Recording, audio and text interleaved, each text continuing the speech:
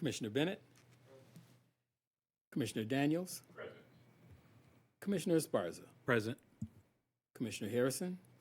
Present. Commissioner Lewis. Present. Commissioner Markowitz. Present.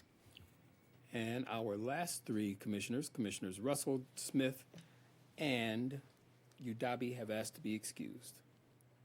All right, thank you. Do we have any amendments to the agenda today?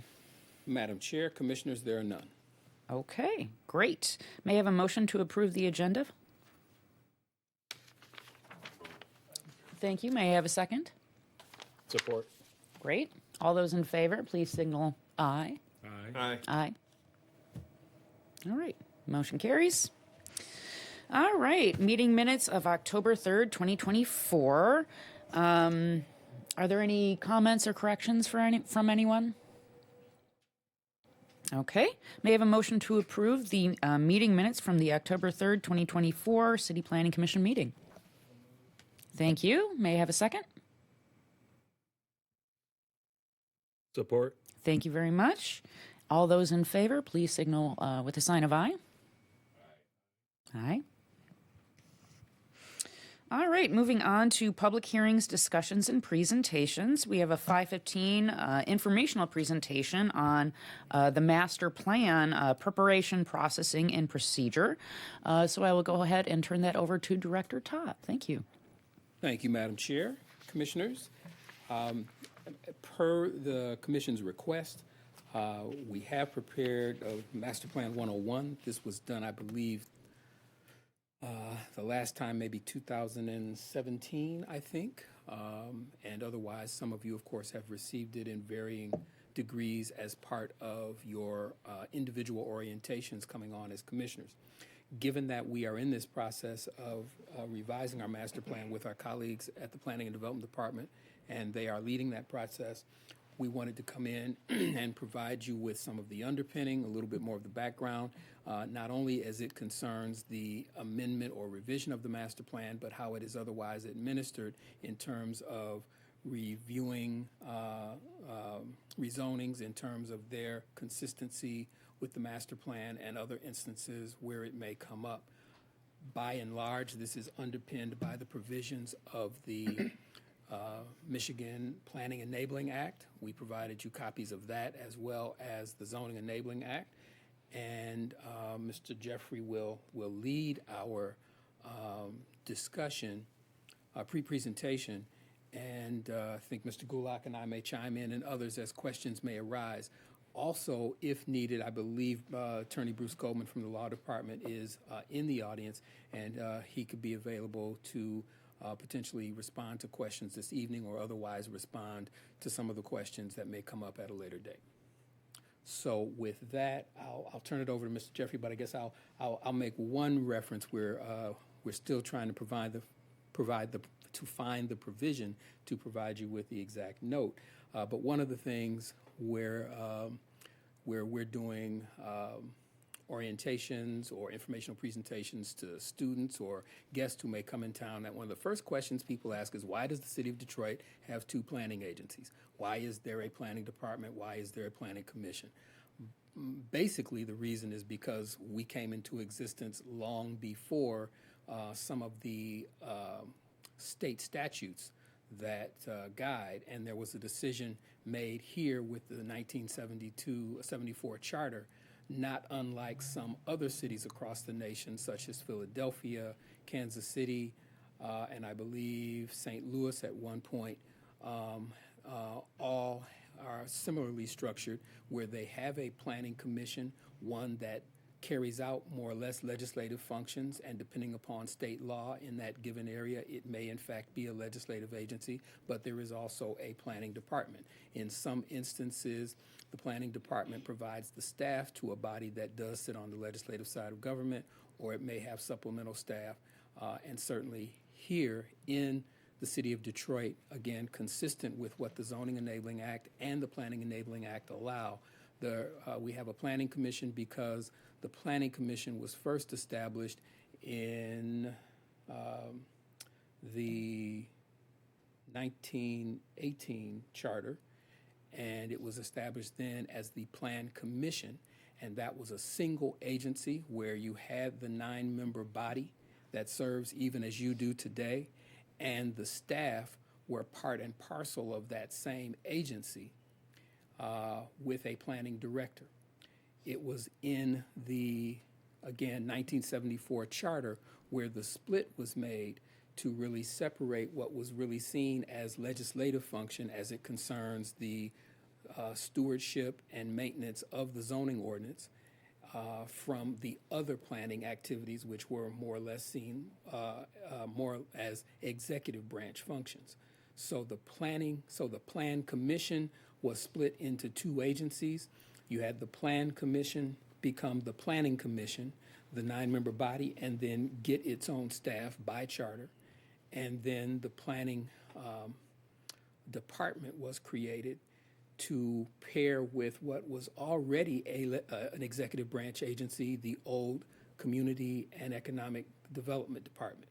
Today, of course, as a result of changes that were made under the Archer administration and with the 1996 charter, the Planning Department and the Community and Economic Development Department became the Planning and Development Department, which we still have today, but we now also have sort of a reversal of what took place in 96, because now we also have a Housing and Revitalization Department, which functions in many ways as the old Community and Economic Development Department did. So some might say that we now have three agencies that are engaged in some of the planning or at least implementation across the city. But again, when it comes to the functions that we're going to focus on today, by and large, what you'll see in the act makes reference to the Planning Commission having responsibilities for the master plan. But because we are one of those cities that have the two agencies, there is a provision in the Planning Enabling Act that essentially says wherein you have a planning department that is carrying out those executive branch functions, it can in fact be the responsible body for executing the master plan elements, but there is still a specific role for the actual Planning Commission to play. So again, we'll be providing that information for you today. But again, that is sort of that is both the basis and the allowance, both historically and regulatory, and both from a regulatory perspective for those agencies existing. In addition to the city's charter itself, which, consistent with those provisions, calls for both agencies to exist, for there to be a planning commission that carries out the zoning commission function as well as the planning commission function as described in those two acts, again, the Planning Enabling Act and the Zoning Enabling Act, and then the Planning Department, which carries out the executive branch functions. We both are responsible for development matters as that is defined in the charter. So with that preface, I'll turn it over to Mr. Jeffrey. Thank you for that, Mr. Todd. Through you, Madam Chair. I will continue on with the presentation. So the master plan, the purpose of it, many times people, have questions about that. And first I want to lead with the caveat, I believe Mr. Todd touched on it, that we, as the City Planning Commission staff, are not leading that process. So for those that may be watching at home, that's being led by the Planning and Development Department, giving the provisions that Director Todd just laid out. And so that's a separate track, but we today are just giving an overview of the process once the master plan, something is presented to the actual City Planning Commission, this honorable body. And so the purpose of the master plan is that it sets forth comprehensive long-range strategy, and it's intended to be visionary and provide guidance for actions. So it's not the actual law, but it is visionary, and it does give guidance to various agencies in the city. It provides guidance for actions and is designed to change by responding to new information and trends. So it's been times that this honorable body has considered and voted on master plan amendments. And so that's an example of responding to changing trends and new information. One such master plan amendment was for Eastern Market, if you recall. I believe most of this commission was here for the Eastern Market project when we did a rezoning, but it also came with a master plan amendment due to the change in the area and the need to address that. Another reason for the master plan is that it provides predictability. Sometimes, people are looking for the business community, citizens, everybody within the city generally would like to know where the city is headed and also what particular areas was planned for particular areas.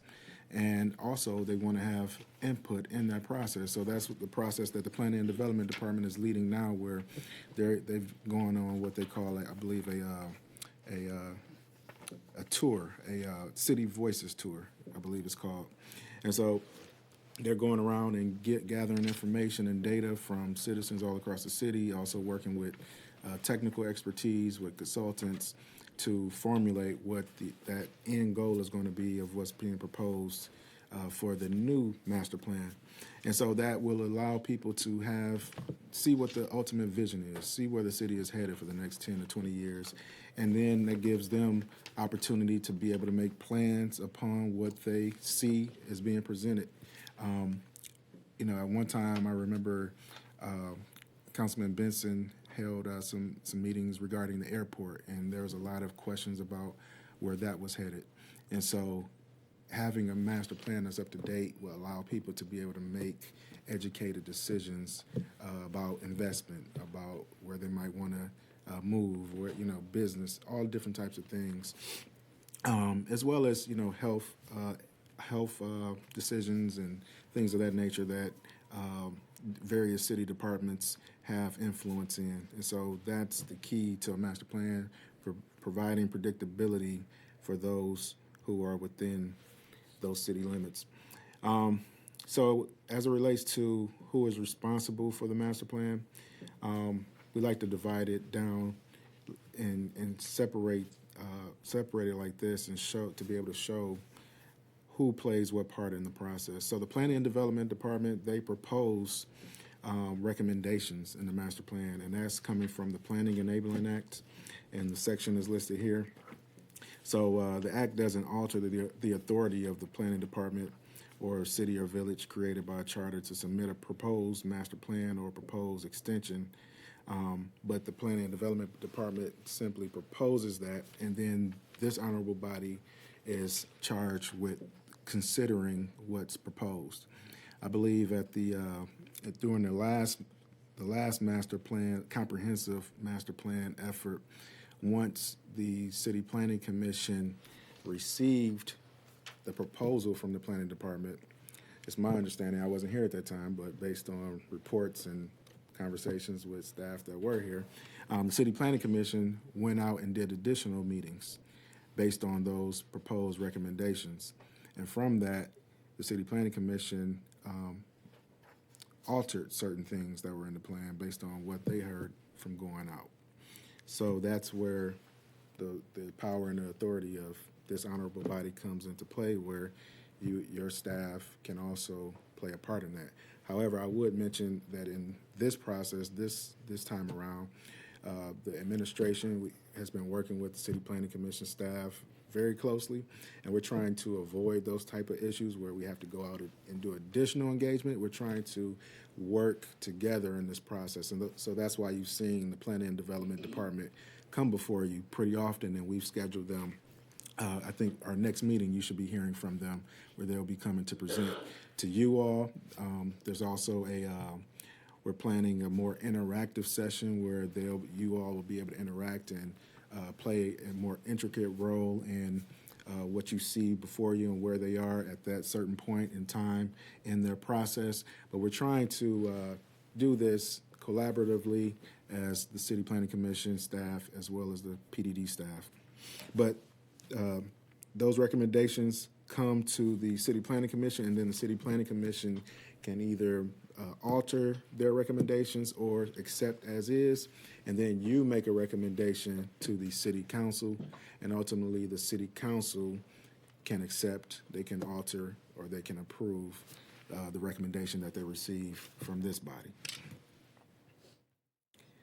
And so just to give a little bit of history, or just to provide some information on the current organization of the master plan, I do want to note that we probably are going to be expecting some changes to the structure of the master plan. So as it exists today, I just want to make note that it may not look like this with what you see come before you in the future.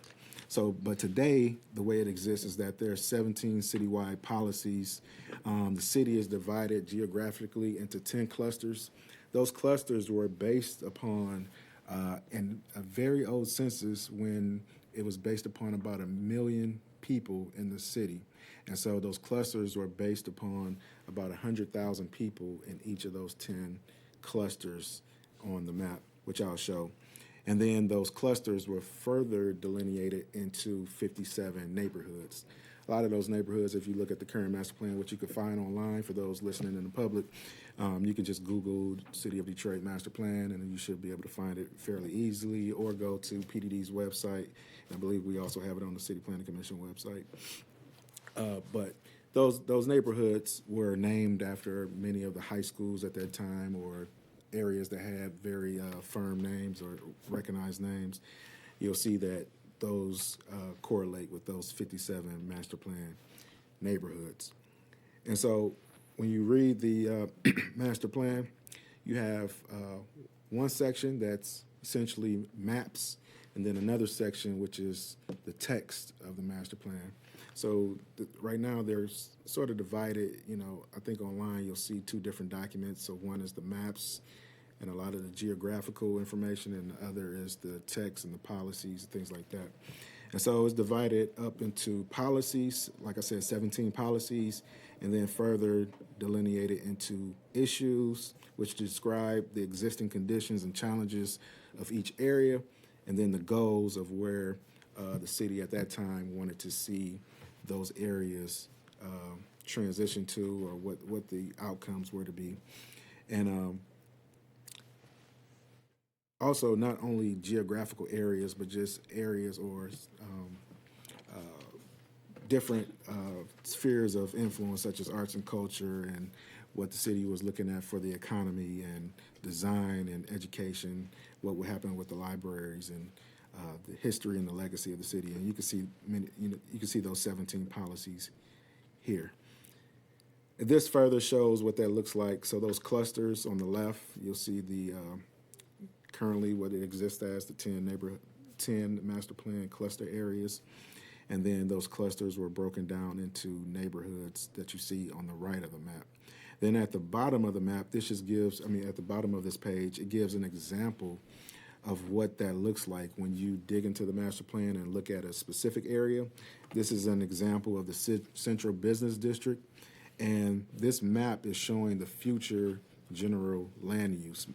And basically what this is saying is, the zoning may be one thing today, but this color-coded map is showing what the land should transition to in the future. And so you'll see the key at the bottom. You see everything from low density to all the way down to general industrial. But largely, if you look in the Central Business District area, you'll see like the sort of candy cane patterned areas. Those are designated for mixed use. And you'll see that in the future land use key. Some of those areas closer to the river are designated, I believe, for major commercial. And so you can just get a sense of how the maps work and what it's proposing. And so this further shows the relationship between the master plan and zoning. So there I believe, 21 master plan designations. And you see those on the left of your screen. And there's 29 zoning districts as it exists today. And so the zoning districts, a lot of times people will say, well, what's the difference between the master plan and the zoning districts, or how did those correlate? Well, we adopted this master plan land use chart that you see at the bottom of the screen. We adopted that in, I believe, 2016. And that was to help. At one point, there was really no correlation. There was a general idea of what matched up, what master plan designations matched up with what zoning districts, but there was no concrete document to look at. So in 2016, we adopted this land use or this matrix that we sometimes call it, and it shows you what master plan or what zoning districts are appropriate for what master plan land use designations. And so it's a matrix, and it shows the overlap between the districts and the master plan designations. So what you just saw on the last map when I showed the central business district and that those color coordinated areas, those are showing what the city foresaw those areas transitioning to. And then you can look and see what districts are appropriate for those areas by looking at this map that's currently in the master plan today. And so I believe the original question was in regards to master plan process. So I touched on some of the process as far as PDD proposing amendments, the City Planning Commission taking those up, having the ability to modify those proposals, and then ultimately voting to adopt or make other recommendations, and then sending it to the City Council. But this is the sort of technical procedures that are required by the Planning Enabling Act. One thing that we have to do is we have to notify all of the surrounding communities to see what input that they may have. So there's a 42-day notice that we have to send out. So we send a letter out. We did this in the case of Eastern Market. We sent a letter out to surrounding communities to see if they had any comments, issues, concerns with what we're proposing. Many times we may not hear from the communities. Sometimes we may know that, if something's on the border of the city, especially, maybe on the east side and maybe abutting the Grosse Points, we might need to spend, a little additional time to reach out and see if there's any opportunities to work together, any discrepancies. And so that's what that's for. So that 40-day notice is to make sure surrounding areas are working together. And then there's a CPC required public hearing, and the approval requires 2/3 or supermajority. And that's per the state legislation. And then once the CPC hearing is held, as in the case of the Eastern Market, which was the last amendment that we did, then it could be forwarded to City Council. And City Council could, vote it down, accept the Commission's recommendation, just the same. Typically, they don't have a public hearing. It comes to the City Council as a line item with a resolution that they simply vote on, but they do have the option to set a public hearing if they would like, but that's not the normal procedure. The public hearing is held at the Commission, generally speaking. And this last slide just shows that process. Again, the 42-day notice, the beginning to the end, engaging the public, having the hearings, letting that notice go out, come back. Sometimes people, adjacent municipality may respond, and we may have to have some communications. So all of that is included in this synopsis of the timeline that you see here.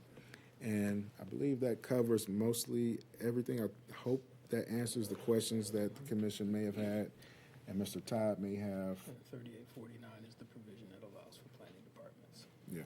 So Mr. Todd is alluding to Section 125, 3849 of the Planning Enabling Act, and that simply is the provision that gives the planning department the authority to lead the master plan process if there's a planning department in a municipality. Some municipalities may not have the actual planning department. They may have, hire outside consultants. So in our case, we do have a department, and so it gives them the authority to lead that process versus the actual commission. So I hope that answers any questions, but if not, we definitely are here to answer anything that we might have missed. Thank you very much for a really comprehensive presentation, Mr. Jeffrey. I'll turn it over to my colleagues for any questions or comments. Going once. Going twice. All right. Thank you so much. All set. See, you were that good. Director Todd, do we have to wait until 6:15 for the presentation? Are those available to start that now? Madam Chair, Commissioners, certainly you could start it now. You also have the option, if you want, of going ahead and taking public comment as we're heading up to when you would typically do that, or if you wanted to do any of the other reports, et cetera.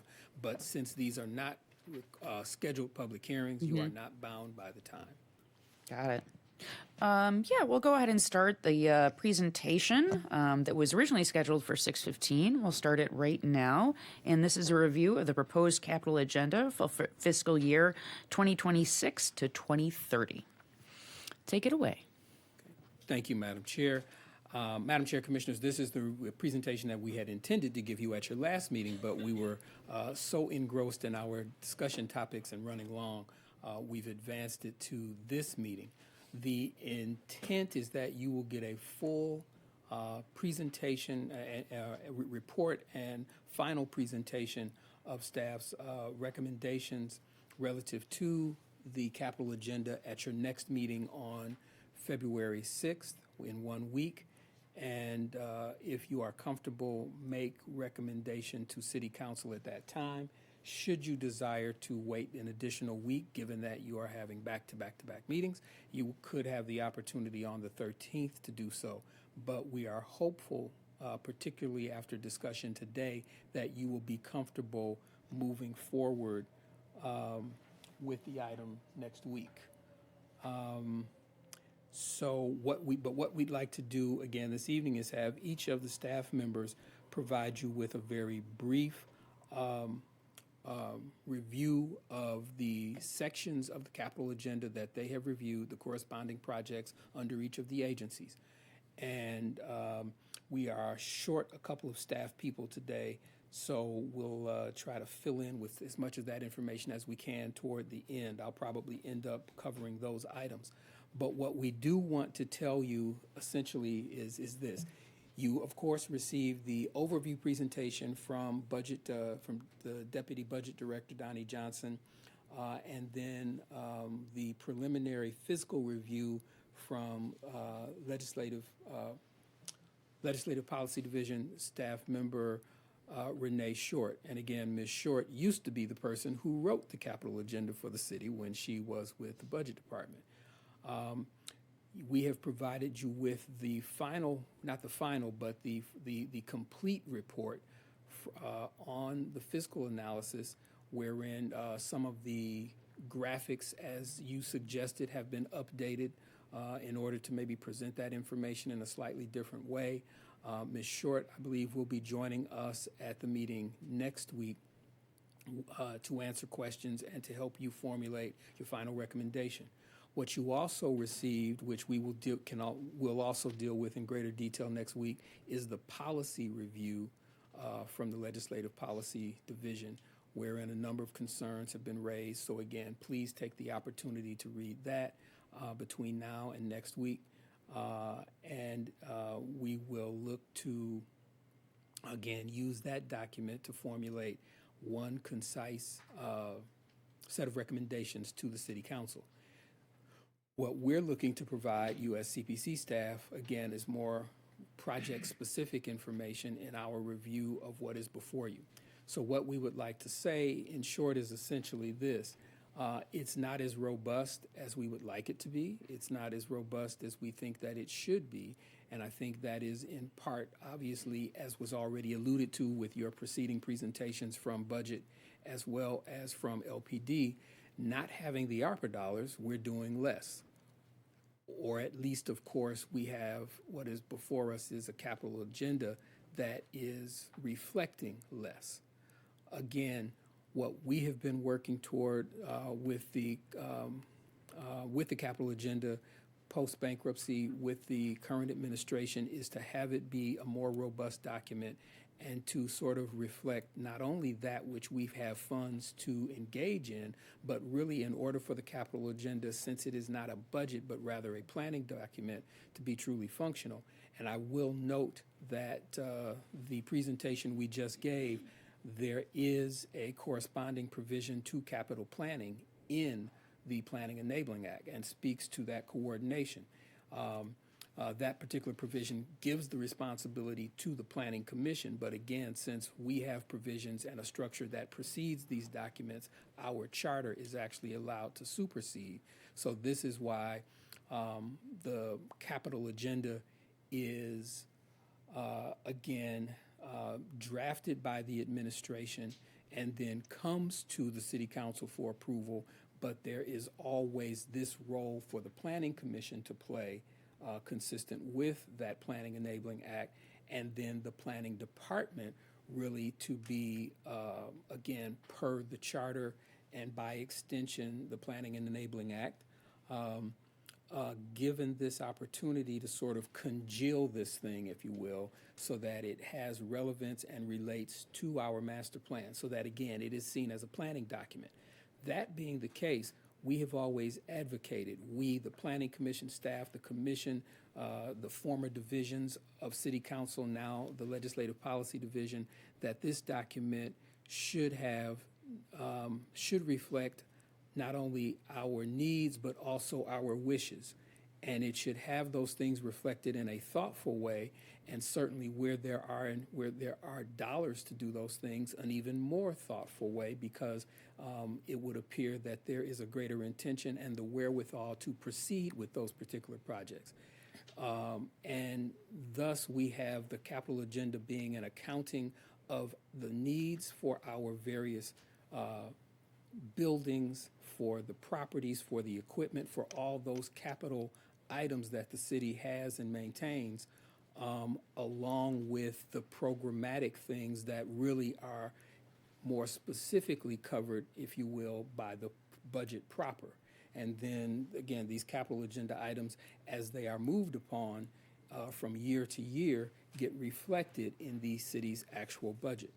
So, all of that to say that while we are generally pleased that we have a capital agenda that is structured and looks like what we want it to be, it still doesn't contain the information that it should. So what you will hear from some of the staff as they go through it is that we need more information. The information is not there, or information is referenced, but because of the digital age in which we are and because of where we are engaged in certain projects very heavily, such as the Joe Louis Greenway or even some of the rec centers and things that are underway.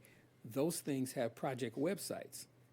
Well, we don't even link people to those pieces of information from this document.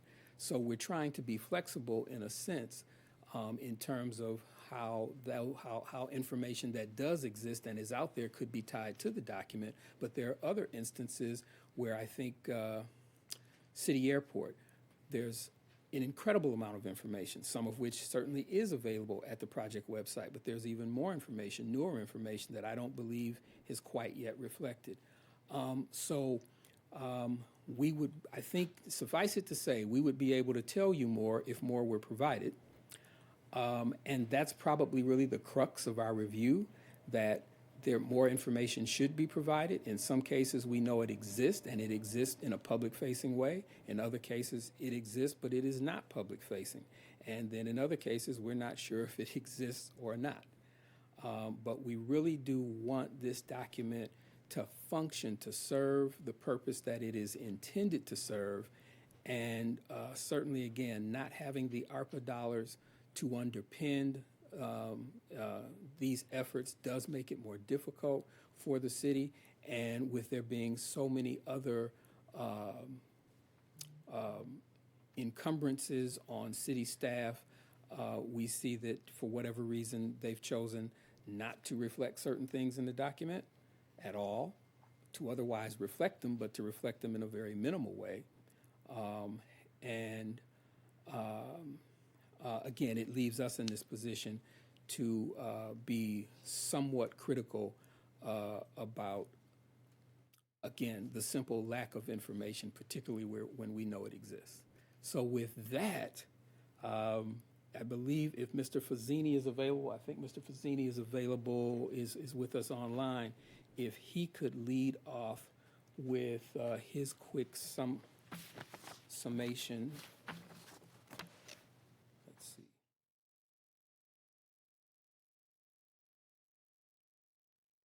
All right.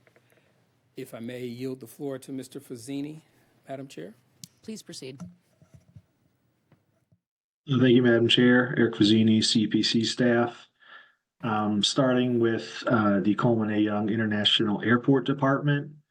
The projects in progress include for fiscal year 2024 and 2026, $3.8 million to acquire land and homes to allow for the FAA mandated expansion of the airport safety zone.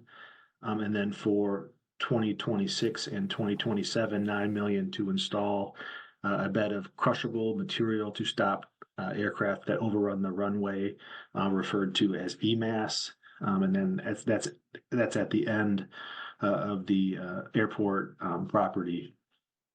So those are projects that were kind of on our radar, included in past capital agendas. There's a 2022 airport layout plan that includes existing and then proposed improvements, and a lot of many of those relate to that plan. Speaking on the top three most significant or most expensive projects proposed for the future would be for fiscal year 2029 and 30, $7.6 million for removal of the executive terminal building. So that is a new proposed project. For fiscal year 2029 and 2030, $18.8 million to reconstruct taxiway A and 6 taxiway connectors. And then for fiscal year 2026 and 2027, $40.4 million to construct a new air traffic control tower. So significant improvements and investments in the capital agenda for the airport. And it appears that the proposal to remove the airport executive terminal building and then other structures relates to the airport layout plan. That structure is partially within the existing and future runway 33 runway protection zone. So that may be the reason why that removal is proposed. So that's all I have, Madam Chair, and we'll be glad to try to answer questions. Thank you very much, Mr. Fazzini. Appreciate the update on the city airport. I know that was a particular question of mine. Sounds like all of those needed repairs are required by the FAA, correct? All right, excellent. I'll turn it over to my colleagues for any questions. Nope. All right. Yes, Commissioner Bennett.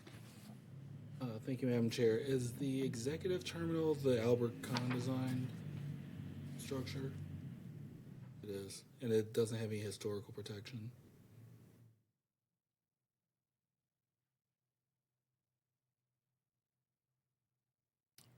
I'm particularly. Go right ahead, Director Todd. We can look up and see if it's a local historic district. It is not in a district, and this concern was raised with Historic Designation Advisory Board, so we can chime in. I don't know if Mr. Fazzini has had a chance to. So we did make Director Chapman and her staff aware, and we can again look to have some response and add that to our comments next week. That would be amazing. Yeah. Anything else? Any other questions? Okay. Moving on for the rest of the presentation.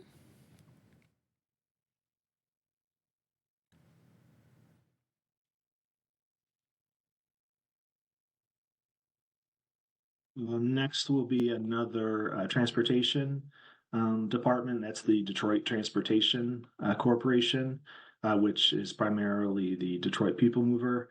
Again, projects in progress included several improvements that were in previous capital agendas, updating communication systems, rehabbing 2 electric substations, rail curve section replacements, and other physical and operational upgrades. The proposed capital plan includes an increase to funding to replace and upgrade original fare collection equipment at all 13 stations and add technology for full integration with other transit providers and city payment infrastructure. And that would be 4.6 million, where the last capital agenda proposed 2. And then for fiscal year 2026 and 2027, 6 million for component upgrades to the automated train controller supervision, vehicle control computers, and vehicle onboard computers. And then for fiscal year 25 and 26, 750,000 to develop a new Detroit People Mover strategic mobility plan. And that's all for the Detroit Transportation Corporation.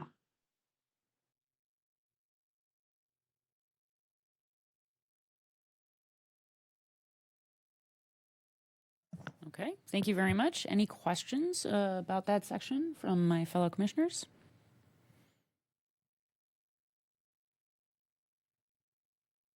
Okay, moving on to the next section. Thank you.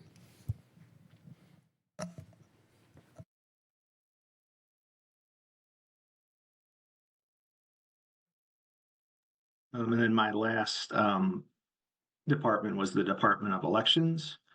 And those are primarily accomplishments related to the 2024 presidential election. And that includes 200,000 to upgrade the current filing system, Cardex Remstar to improve accessibility to voter records, as well as 970,000 in equipment referred to as ReliaVote to automate the processing and mailing of absentee ballots, and then provide Detroiters with a tracking system for absentee ballots. And then lastly, for fiscal year 2027, 589,000 in facility maintenance improvements, and no other proposed improvements are included. That's all I have. Thank you. Great. Thank you very much, Mr. Fazzini. Any comments or questions from my fellow commissioners? Okay, great. Do we have more presentation on this item? Yes, commissioners. Sorry, each staff person has a section. So. Oh, okay, cool. Next, or has sections to report out on. Ms. Murphy is next. Fantastic. Please proceed, Ms. Murphy. Good evening. So I'm Jamie Murphy, City Planning Commission staff. My first department is the Department of Transportation, or DDOT. Their major programs in the capital agenda this year are bus stop shelters. They're going to rehab a lot of their existing shelters and then also add some new ones. Of course, most of the Department of Transportation capital agenda revolves around the buses. The big project that they're working on right now that everybody probably already knows about is the Coolidge Terminal rebuild. They came in for a rezoning about a year and a half ago on Schaefer. So that'll handle 24/7 operations with new infrastructure to service and house up to 190 buses. Another initiative they're working on is low or no emissions upgrades program. So as the buses get replaced, the new ones will be no or low emissions to fulfill the city mandates for greenhouse gas emissions. The next thing they're working on is same-day paratransit service, another thing that's been in the news a lot. Up until now, you couldn't schedule those paratransit rides on the same day. You had to do it ahead of time. So they were trying to roll out a new program, or they are rolling out a new program anytime now where you can schedule the ride same day. And then the last initiative that I was going to highlight for them, which came up with the People Mover also, is the new fare collection system that'll tie all the different agencies together. So you'll be able to use one system for all of the different riding systems. That's all I have for DDOT. Thank you very much. Are there any comments or questions about the DDOT section from my commissioners? Yes. Thank you, Madam Chair. I just have a question just about clarification of what I'm seeing, because I have the review of proposed capital agenda that was provided in front of me, and I'm trying to find the items as you all are reading them. So just to make certain that we're not supposed to be looking at a presentation deck or anything. Like, what? So through the chair, we do not have a presentation deck. We were, again, what we had hoped to do is provide you with this in more of a discussion format the previous time. So that's what we're doing now at your previous meeting, so that we can begin to get a sense of what your additional questions and concerns are, so that we can then finalize the CPC report. The reports that you have before you now are strictly the fiscal report from the fiscal section of Legislative Policy Division, as well as the policy reports. We're now taking the deeper dive into the projects themselves. So your primary frame of reference at this point would really just be the proposed capital agenda itself. Okay. All right. Thank you, Director Todd. Yes. Director Todd, is DDOT solvent, or is it? I'm sorry. Is it operating in the red? Through the chair, given that most transportation departments do not, I would say that it probably isn't, from the standpoint that, that it does not generate enough revenue to cover its actual costs. So it is another agency that is very much dependent upon the general fund. The extent to which that is the case, I do not recall. We'll get that answer for you. And then would the new fare collection system assist in DDOT becoming self-sufficient? That would be my question. Again, through the chair, I don't think self-sufficient will probably ever be the case, but better in terms of revenue recovery and the fare box being more supportive of its activities, having a better collection system. I do think it will certainly improve the circumstance. That's definitely a question that I think Mr. Corley and Ms. Short are probably exploring in one way or another. So again, we can dig deeper. And the only other thing is, are all transportation systems Q-Line in Detroit under DDOT, or are they separate systems?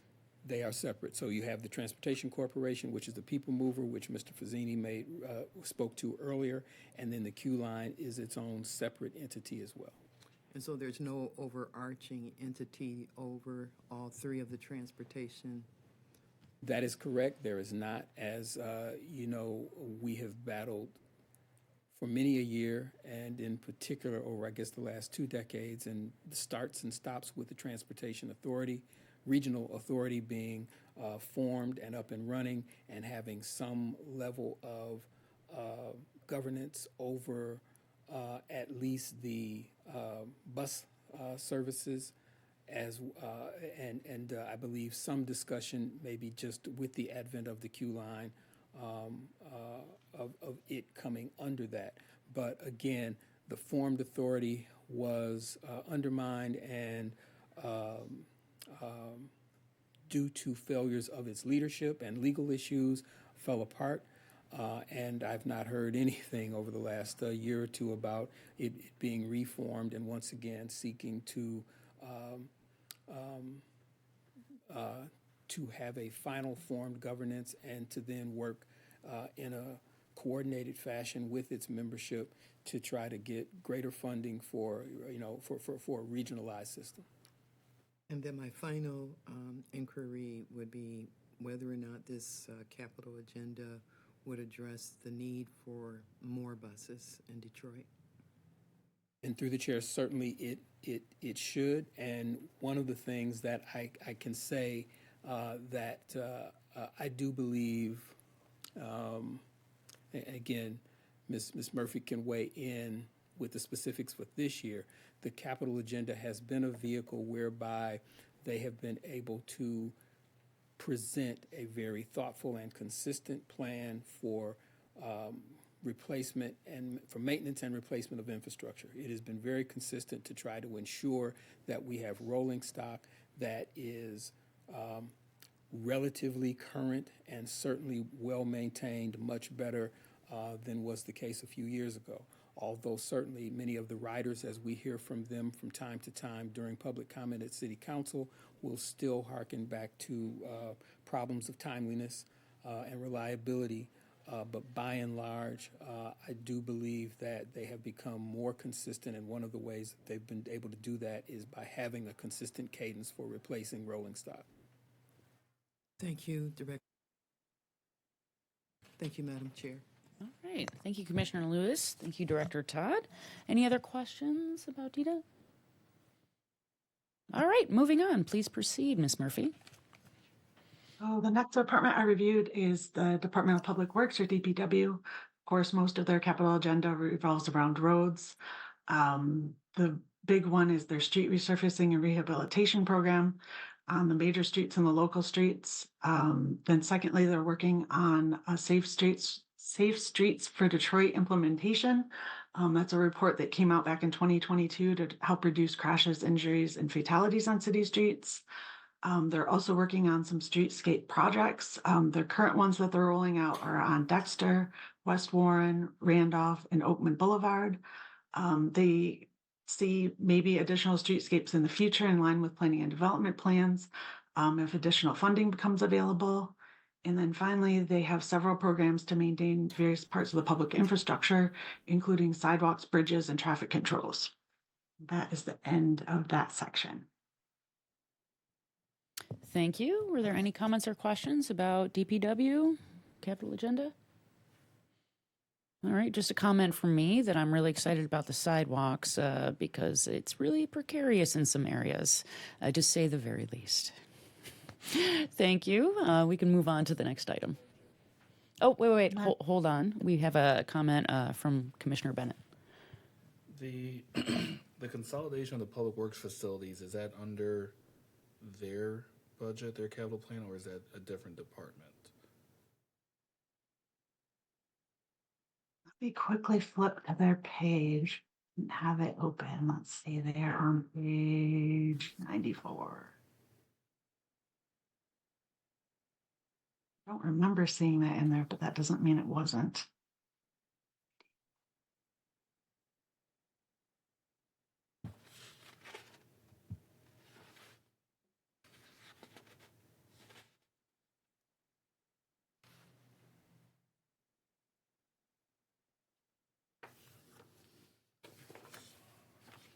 Doesn't look like that's listed under their projects now.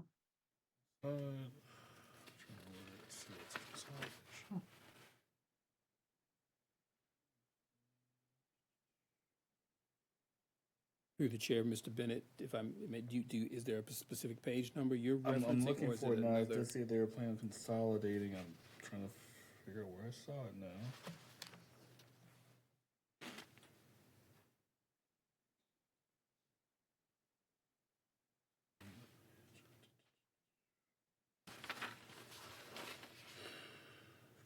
I can't find it.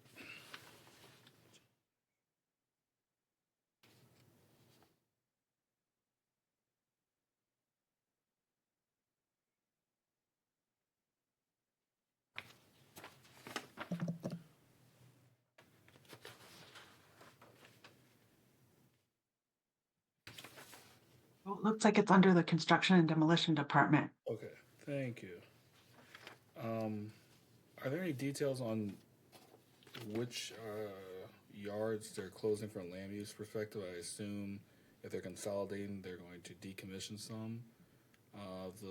Is there any detail on what their plan is for the consolidation? They don't list any in the DPW section. They went through all their yards and went through them by name and what they do, but they didn't say anything about any of them closing soon.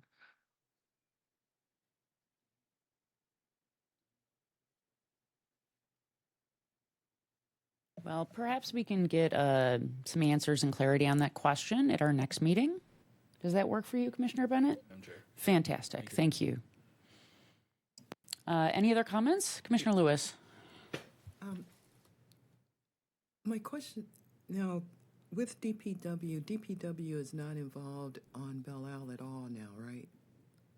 Correct. Okay, that was my question.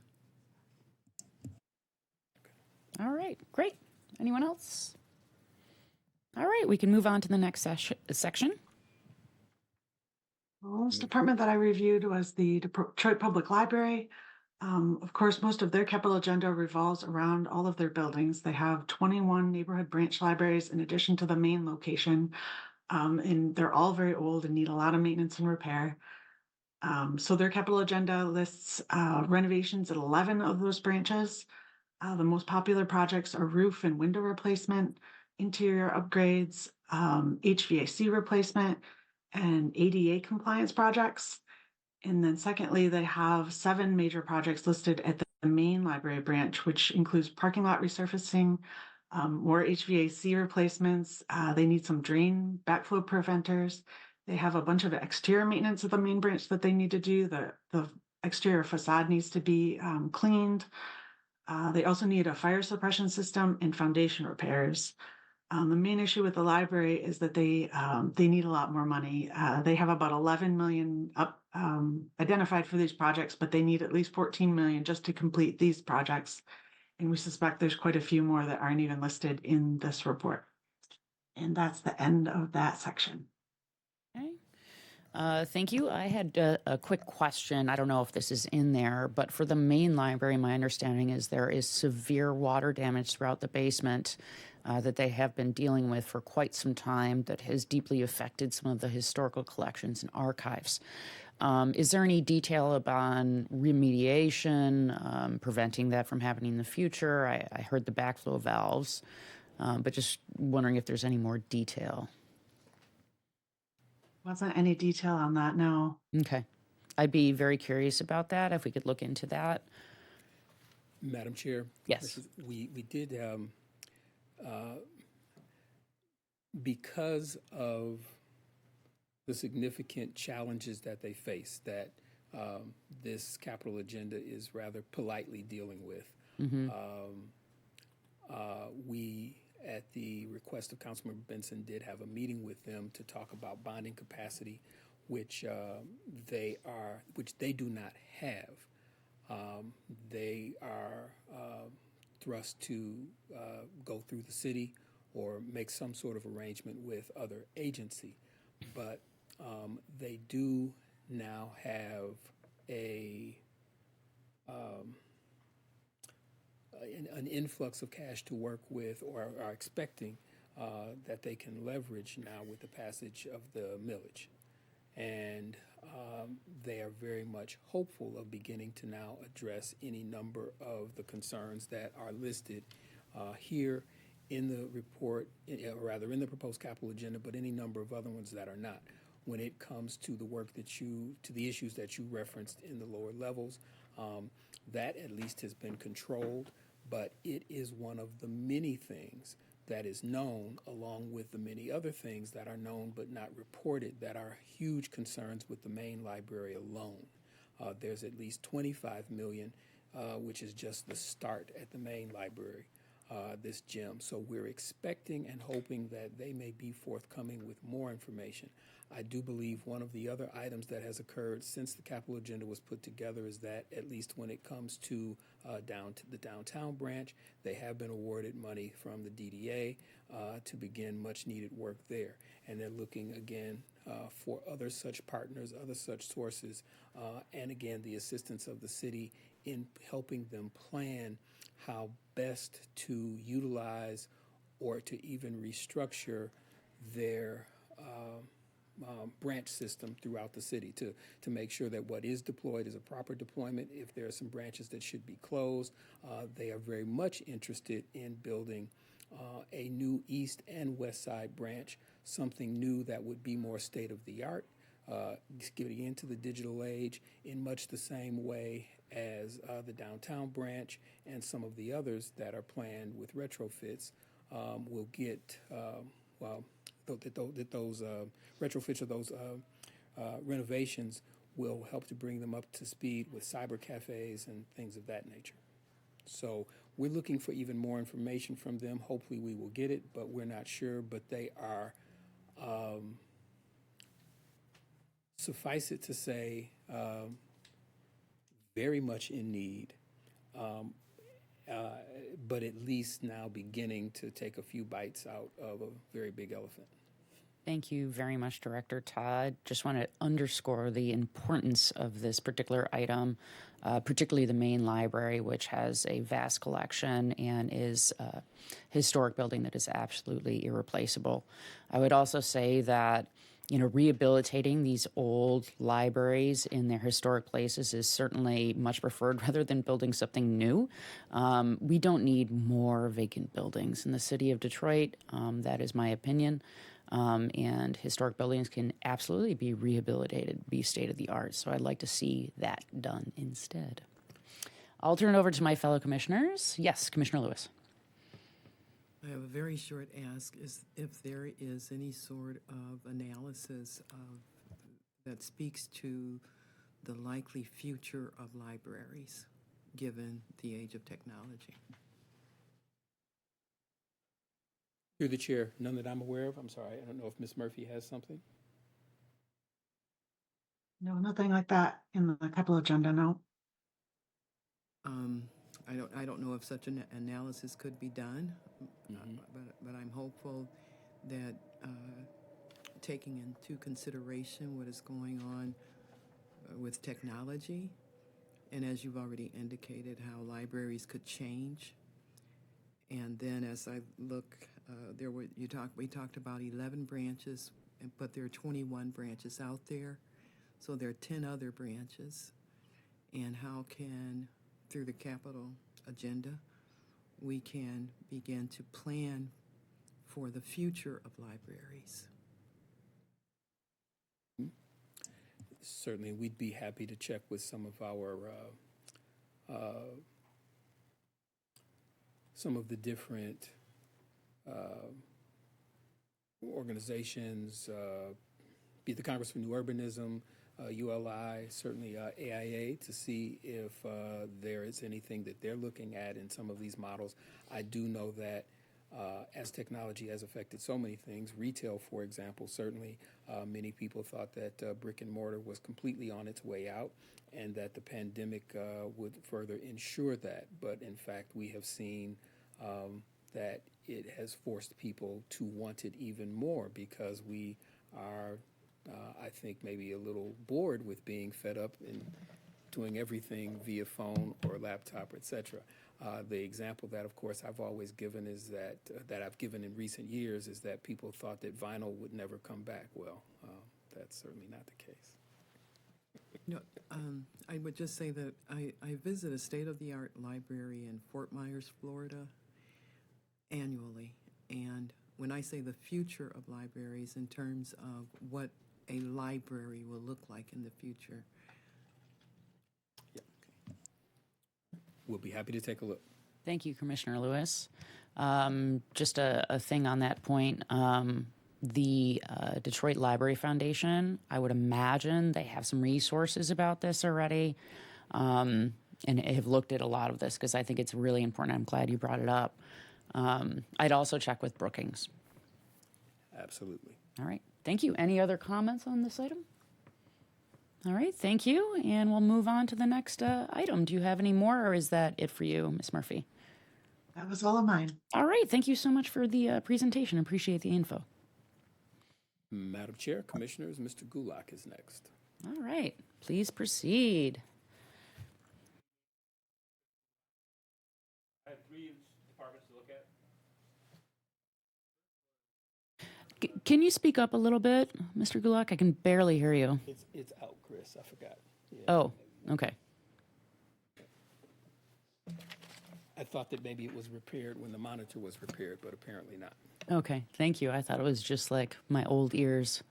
Glad to know it's not. Good evening, Commissioners. Chris Gulak, Planning Right. Commission. I had 3 departments to look at. The first is called Detroit Construction and Demolition Department, Facilities. And let's see, they're in charge of maintenance and capital improvements for city facilities. This used to be under GSD, but now it's a separate department. They oversee 122 municipal facilities, 41 fire stations, 25 police facilities, 17 service yards, and garages. and 24 recreation facilities and 29 facilities and parks. So there's not much in the capital agenda this time for 2630. For 2026-30, it's just lists Gethsemane Cemetery. It's maintenance. Responding to Commissioner Bennett's question, they did have the service yards and garages in the last agenda for $80 million, but that's not in the current one because it's in progress, but we don't know the status of that work. Yeah, but it's not in the new one. So that's really the only thing listed in facilities is Gethsemane Cemetery. Any questions on that? Thank you. Any questions from my fellow commissioners? I have a quick question. Yeah. Historic Fort Wayne. Yes. I'm curious as to where that stands and sits. It's been neglected for far too long. All I can say is it is listed in the LPD report, Fort Wayne, but I'm not sure if it's in a different section of the capital agenda. Okay, I'd be curious to hear about that next week if possible. Yes, Director Todd. Very quickly, Madam Chair, Commissioners, there was a considerable effort, and we can get certainly more information. And interestingly enough, we can thank Attorney Bruce Goldman and the other folks at Law Department, but primarily him for finally at least getting the property fully released to the city from the federal government. So we now have control in that we are out from under the various restrictions, et cetera, that have limited the city's use of that land. We did, through General Services, put out an RFP whereby the thought was that the various components of Fort Wayne could begin to be revitalized by having different entities come on and take over a building and adaptive reuse it. Well, I shouldn't say adaptive. Well, reuse it, but preserving the historic character. But again, whether they're bringing in some social service organization or a retail, light manufacturing, but something again to help activate Fort Wayne in concert with the recreational activities, in concert with the ongoing activities by the various veterans, and have that begin to spread across the entirety of the site. That was all done and complete just before the pandemic. And of course, that pandemic pulled the rug out up from under everything. So we are imagining that we're not seeing anything in the capital agenda at this point in time because they're trying to reevaluate now as we are coming out from under the pandemic. Are any of those entities that had expressed interest before even willing to come forward now and move forward with any of those plans? Can we further advance that thinking, or do we now need to regroup and consider yet another approach to Fort Wayne? Thank you very much, Director Todd. I'm very familiar with the report that the city led about the reutilization and activation and preservation of that historic site. I am very happy to hear that those federal restrictions on the property are being removed so that it can have commercial enterprises, et cetera. So please keep us informed. Thank you. Oh, certainly. I'm sure Mr. Goldman will have even more to share now. All right. Yes, the next department I had was Detroit Construction and Demolition Department, and they're really in charge of three different programs: planned residential demolition, emergency demolition, and planned commercial demolition. And that's listed in the capital agenda. And unlike the other sections, they don't have a estimated cost. It's kind of an ongoing, in-progress type program. The planned residential does list the bonds, proposal N, as one of the funding sources. But for emergency demolition and planned commercial, it just says kind of a pay-as-you-go and state and federal grants. So the LPD report did mention they would prefer if the city identified some of the proposed funding. So proposal N is still ongoing, but I think that's $250 million. That may be winding down, I'm not sure. But the LPD report did ask, the administration to identify some of the additional funding for the emergency demolition and the commercial demolition. Thank you, Mr. Gulak.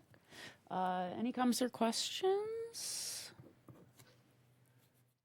All right, seeing none, we can move on to the next item, please. And the last one I had was General Services Department Fleet, the Fleet Division. That's all the vehicles that the city operates. And there's a lot of different departments listed here in the capital agenda.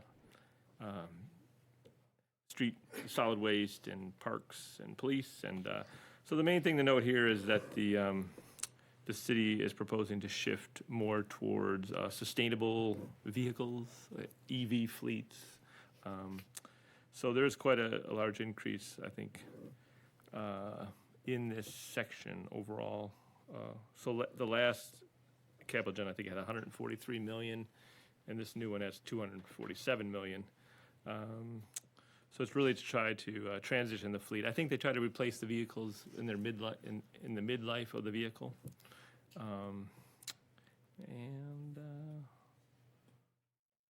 think that's all I had for that. Any questions? Great. Any questions on that? Yes, Commissioner Lewis?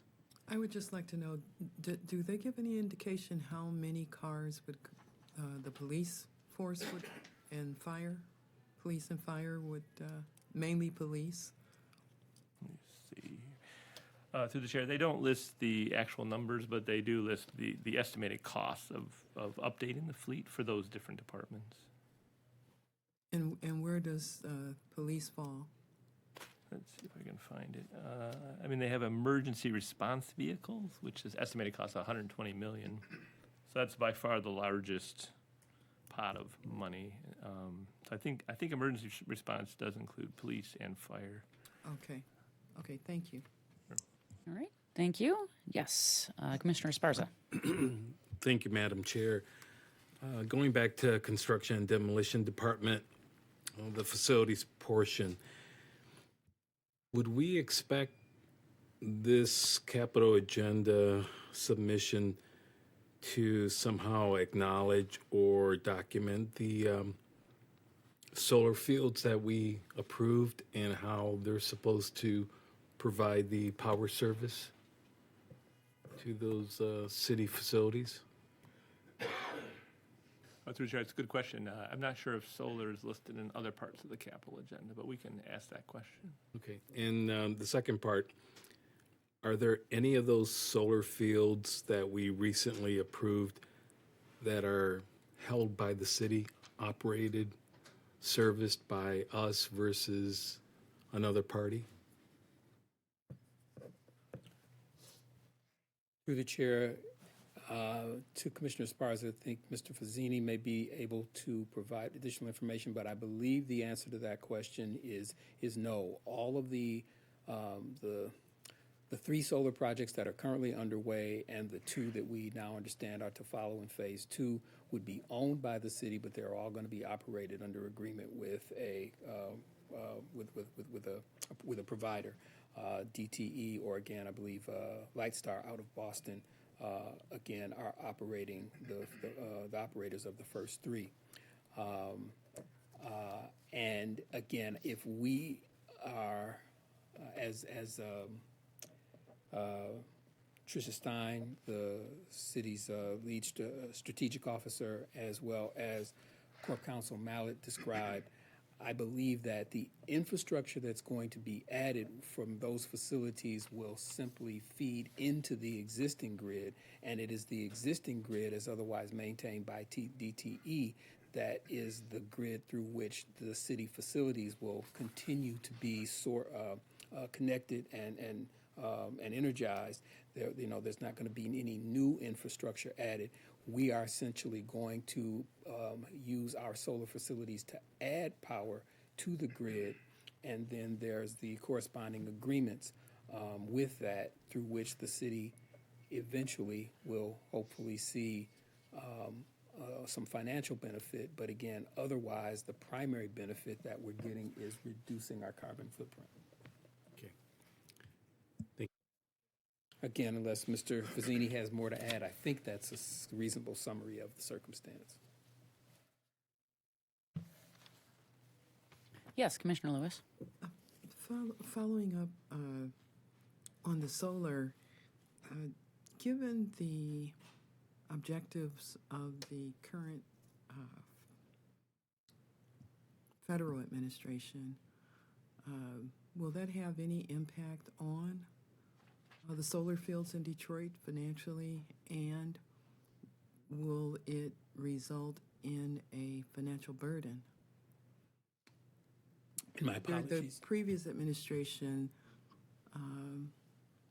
funds were allocated for green, and it appears under the current administration, those funds that were allocated for green infrastructure may not be available. My question is, will these solar fields then result in a financial burden on Detroit? And you may not have that answer now, but it might be something to kind of look at as we move forward, because I don't know what the reliance was in terms of federal dollars on these solar fields, but if there were federal reliance, it may not be there in the very near future. Again, through the chair, we'll look to clarify, but I don't believe that that was the case with these. This was intended to, while again, you may not fully agree with this approach for various reasons, different philosophies, they were intended to be as self-sufficient as possible and not reliant upon some of these other one-time or short-time sources of funding that the city has. But still, the other part of your question in terms of the previous direction in which we were going and what's the give and take there with green infrastructure otherwise, we can certainly look to get that clarity. And given that they will be returning to City Council, I think in the coming months with Phase 2, we'll see, have some opportunity to ask those questions and expand the conversation. But I will note, as I failed to earlier, this is another example of something for which we know that there's tons of information, but the capital agenda does not include it. So. Thank you very much. I just wanted to add, I do want to address federal funding after this agenda item. Next. Yeah, oh, yes. I had a question relative to the solar fields. So I don't recall the number, but how much electricity are these solar fields going to produce, the first two? And is there enough power to, what percentage of the city's buildings with that electricity power? Again, through the chair, I do not recall. I'll yield to Mr. Fazzini if he's still available, happens to have that information.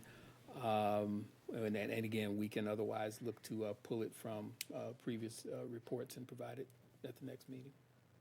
Yeah, I'd like to know that. And also, I know there's a power purchase agreement with DTE. It has to be, because they're going to be putting power back on the grid.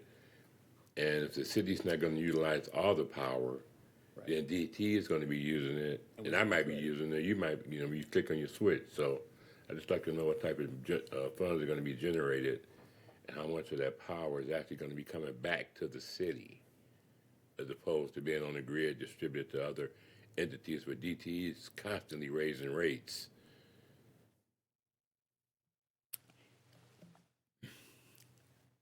It is, through the chair, a very challenging issue.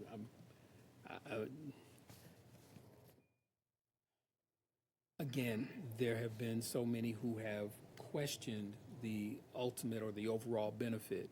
And I think even again, as Ms. Stein or Corporation Counsel Mallett indicated, it did not result in the windfall and the benefit that we had hoped, but it is nonetheless still a positive outcome for the city, even with projected changes and increases over time.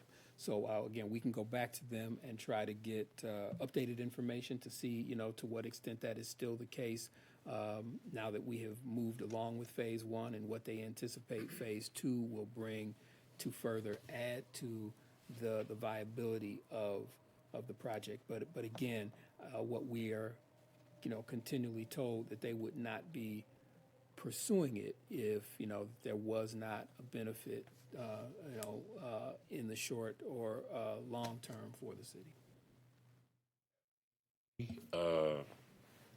Been before council to explain how their process is going to work or how they see it working versus how the city wants it to work?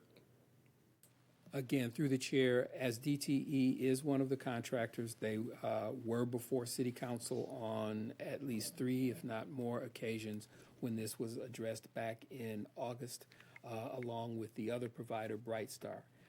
And of course, DTE, in its more traditional role as the primary provider in this area, has come before council on various occasions, speaking to its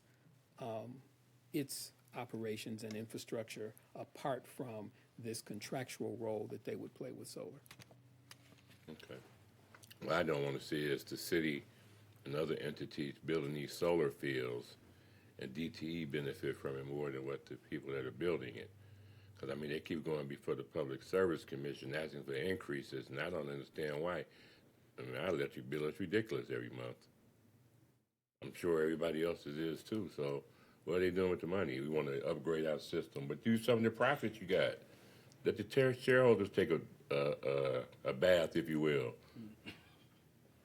All right, thank you. Thank you, Commissioner Daniels. Any other comments? All right. Thank you so much. Appreciate it. And do we have any more presentations? Mr. Jeffrey is next. All right. Please proceed, Mr. Jeffrey. Thank you, Madam Chair. I believe you can hear me. Can you hear me okay? We can hear you, yes. Okay. We're good. So I'll try to breeze through this, but also hit the necessary points. I'll be covering housing and revitalization, planning and development, Eastern Market, as well as the Historical Society.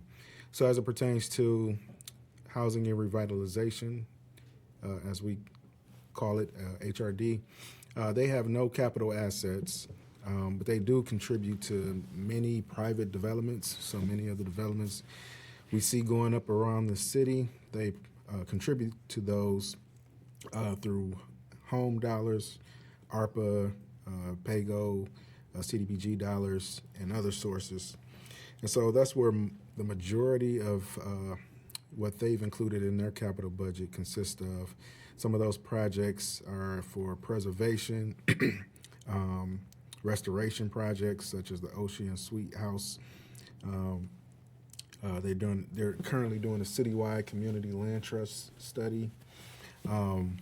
Funds for maintenance and security of their properties and things such as that. And the majority of the funds are typically used for either new construction of affordable housing units or also preservation of affordable housing units. Some of the largest projects that they're working on or have contributed to, I should say, are Clement Kern Gardens, Lee Plaza, the Higginbotham development, as well as the Preserve on Ash 3, the Fisher 21, the old body plant, and then also 7850 East Jefferson. And so that generally covers it. You know, there's, as Mr. Todd alluded to earlier, there's many questions that can be raised, not to say that there's anything negative in this, but as it pertains to the actual document, having things such as, you know, links to projects, you know, with all of these different projects, the different developers that are involved and everything being on different paths, it would be good to, if the document as a whole, the capital agenda, could be more comprehensive in the information for these developments. I'm pretty sure we could look most of these up online and get information through various sources, looking at city council's agendas and contracts coming through, but as a capital agenda document, it just seems that this information will be located centrally here. So that's one of our requests, questions, concerns that we would put out there. And then the same for the Planning and Development Department. This, again, is no slight to the departments that are being covered. We just would ask that some more information be included in the document. So as it pertains to the Planning and Development Department, they're generally looking to improve Detroit's neighborhoods for existing residents and encouraging population growth by developing, continuing their neighborhood framework plans that essentially look at the neighborhoods and plan and strategically plan for each of those, and they set out a certain number each year and carry out the planning efforts working with the communities and various departments. So they want to continue those. They have no assets as well, no capital assets. So most of their capital agenda is spent highlighting the planning studies that they're working on, such as the Denby-Whittier neighborhood study. That's a new investment. That project cost is about $335,000. Then generally their neighborhood framework plans that they've been working on. The Joe Louis Greenway is one of the the biggest projects that they're working on because it basically impacts majority of the city and touches every city council district. They've some of their funding has gone to the vacant land study, the vacant school stabilization. So that's where more information would be helpful. As it pertains to vacant schools, what do those look like today? How many? We hear about certain demolitions. How many are possibly lost? How many are we still able to preserve? What's going into each building? Just an update on where that stands. And I believe a lot of this work has been done, but having it located in this document through a link or whatever the case may be will be greatly helpful. Also with the Joe Louis Greenway, knowing the construction timeline. I know the first phase was the area between Warren and Tyerman, I believe. And so, just knowing what the phase for implementation is, the phase strategy for implementation would be for the Joe Louis Greenway. Any links to information like that would be greatly helpful when reviewing a capital agenda. And then some of the last projects that they're working on that some of their dollars are going to are an industrial development policy plan, obviously the update to the city's master plan, which we've discussed today, the I-375 land use plan. I believe they put out another RFP to go towards the engagement for that project, and then a commercial corridor study or money to go into the commercial corridors. As it pertains to Eastern Market, much of their dollars, we all know Eastern Market as being a vibrant hub for regional food systems, and so they just are looking to continue to develop that, piggybacking off of the study that had taken place and the strategy that's been put into implementation that you all are familiar with, that we even touched on today. Some of their projects that they're including in their capital agenda are a project at 1923 Division Street. That's for commercial space, and they're partnering with American Community Developers, which has been before this body on different occasions. They're a private developer.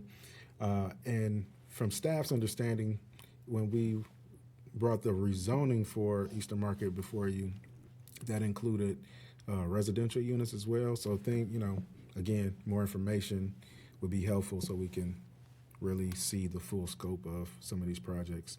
But they're looking to also do a grain mill accelerator, a meat accelerator, and then also infrastructure projects as well. One thing that was noted is that the funding sources, I don't believe, were included for those projects. So more information on that would be helpful. And then as it pertains to the Detroit Historical Society, they manage daily operations for the Detroit Historical Museum, the Dawson Great Lakes Museum, the Collections Resource Center, and all of the gift shops associated with those. So some of their projects, they have a list of projects that include, museum expansion, putting a new roof on one of their buildings, adding bathrooms, a lot of renovation projects and things that will upgrade their buildings is generally what you will see in their capital agenda plan. And largely, again, I think they were lacking funding sources as well. So whatever the reason for that may be, it would just be good to have more information on those things. But that's generally my review. Thank you, Mr. Jeffrey. Are there any questions or comments? Yes, Commissioner Bennett. Thank you, Madam Chair. With the Historical Society, did they mention for the Historical Museum for their domestic water infrastructure? Was that one of the projects mentioned? Because I know it's something I personally know because we brought it to their attention that the incoming water service to that building is old. And if it gives away, or when it gives away, it's going to fill that basement up very quickly. It's a 4-inch pipe, and I've looked at it myself. And they said, we need the city to give us money to do it, but we know we need it done. So I'm just curious if that's something that was listed, because it'll be gone very quickly. 4-inch water line. It's a lot of water. Through the chair, that if it is included, that's not specifically called out from what we've reviewed, but it could potentially be included. You know, they have some pretty expansive update projects to their buildings, so we might need to dig into that to see if that's a part of one of the projects that they're listing.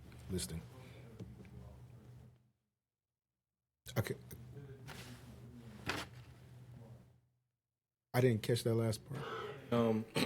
Hopefully it is a considered priority, because you can have a great museum, but if all the exhibits get flooded out and are destroyed, well then, yeah. Thank you very much. I seem to recall that as well, so I definitely would like to know too. Thank you. Yes. Thank you, Madam Chair. Just to follow up regarding that question by our fellow commissioner, the regional tax that's covering our local museums, isn't the Detroit Historical Museum benefiting from that regional tax? I know the DIA is, but I thought we had some others within the city that were benefiting. Through the chair, I think that you're right. It's just that the focus is typically on the DIA, but I think that the Historical Museum is also under that. Well, we can verify, and your point, of course, being, you know, that then to the extent that it is, where are those dollars going? You know, what is it supporting? All right. Okay, thank you. Thank you, Commissioner Esparza. Any other comments? All right, we can move on to the next item. Thank you.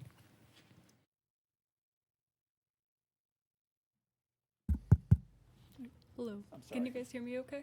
I'm sorry. Yeah, Ms. Corrales is next. Yes, Ms. Perales. Perfect. So the first item I have... Can you speak up a bit, please? I think it's working. Is that better? Yeah, you just need to project a little bit. So the first item I have for you all is the Detroit Zoological Institute and the Belle Isle Nature Center. So the Detroit Zoological Institute, or we're going to go by DZI just for the purpose of the presentation, is a charter mandated entity that is responsible for the operations of both the Detroit Zoo as well as the Belle Isle Nature Center. Year 2025, including major capital improvement projects such as improvements to the Detroit Zoo discovery trails, as well as renovations to 7 acres of land utilized for educational programming at the Detroit Zoo itself. Additional money is set aside for animal habitat projects, including habitat-based projects for the Belle Isle Nature Center's outdoor space for coyotes, in addition to the zoo's updates to the great apes, the Harambe, which is exciting for the zoo as well. Additionally, they have money set aside for animal habitats. Additional funding is also set aside for zoo operations, which include just general repair and maintenance of the zoo facilities and buildings, and vehicle updates and renovations that they need. Additionally, they have money set aside for guest safety experience, which includes renovations to the Detroit Zoo's train station to enhance safety for guests and visitors of the zoo, as well as wayfinding projects just to help with general guest entry when they enter the zoo. Additionally, they have infrastructure projects set aside that include updates to the underground water, sewer, and utility system for the zoo, as well as renovating plant facilities for non-guest facing areas of the Detroit Zoo to maintain AZA compliance, which is something separate that is specific to zoological institutes, which stands for the Association of Zoos and Aquariums, which have their own accreditations for zoos across the country. With that, do you guys have any questions on the DZI and their anticipated projects? Thank you very much. Any comments or questions? Just same question. Are they involved at the Belle Isle Nature Center? I'm sorry, could you repeat the question? Is DZI involved on Belle Isle at the Nature Center? Yes, it encompasses the Belle Isle Nature Center. The capital agenda, does it address the DZI's involvement at the Nature Center on Belle Isle? Yes, so the DZI includes both the Detroit Zoo as well as the Belle Isle Nature Center, where they have specific improvements to the Nature Center's outdoor exhibits at Belle Isle. I heard you address specific improvements to the Detroit Zoo, but I did not hear any that addressed the Nature Center. So just to address that specific entity, so with the Belle Isle Nature Center, they are making improvements to their outdoor space for coyotes. That is a specific exhibit that they have at that nature center.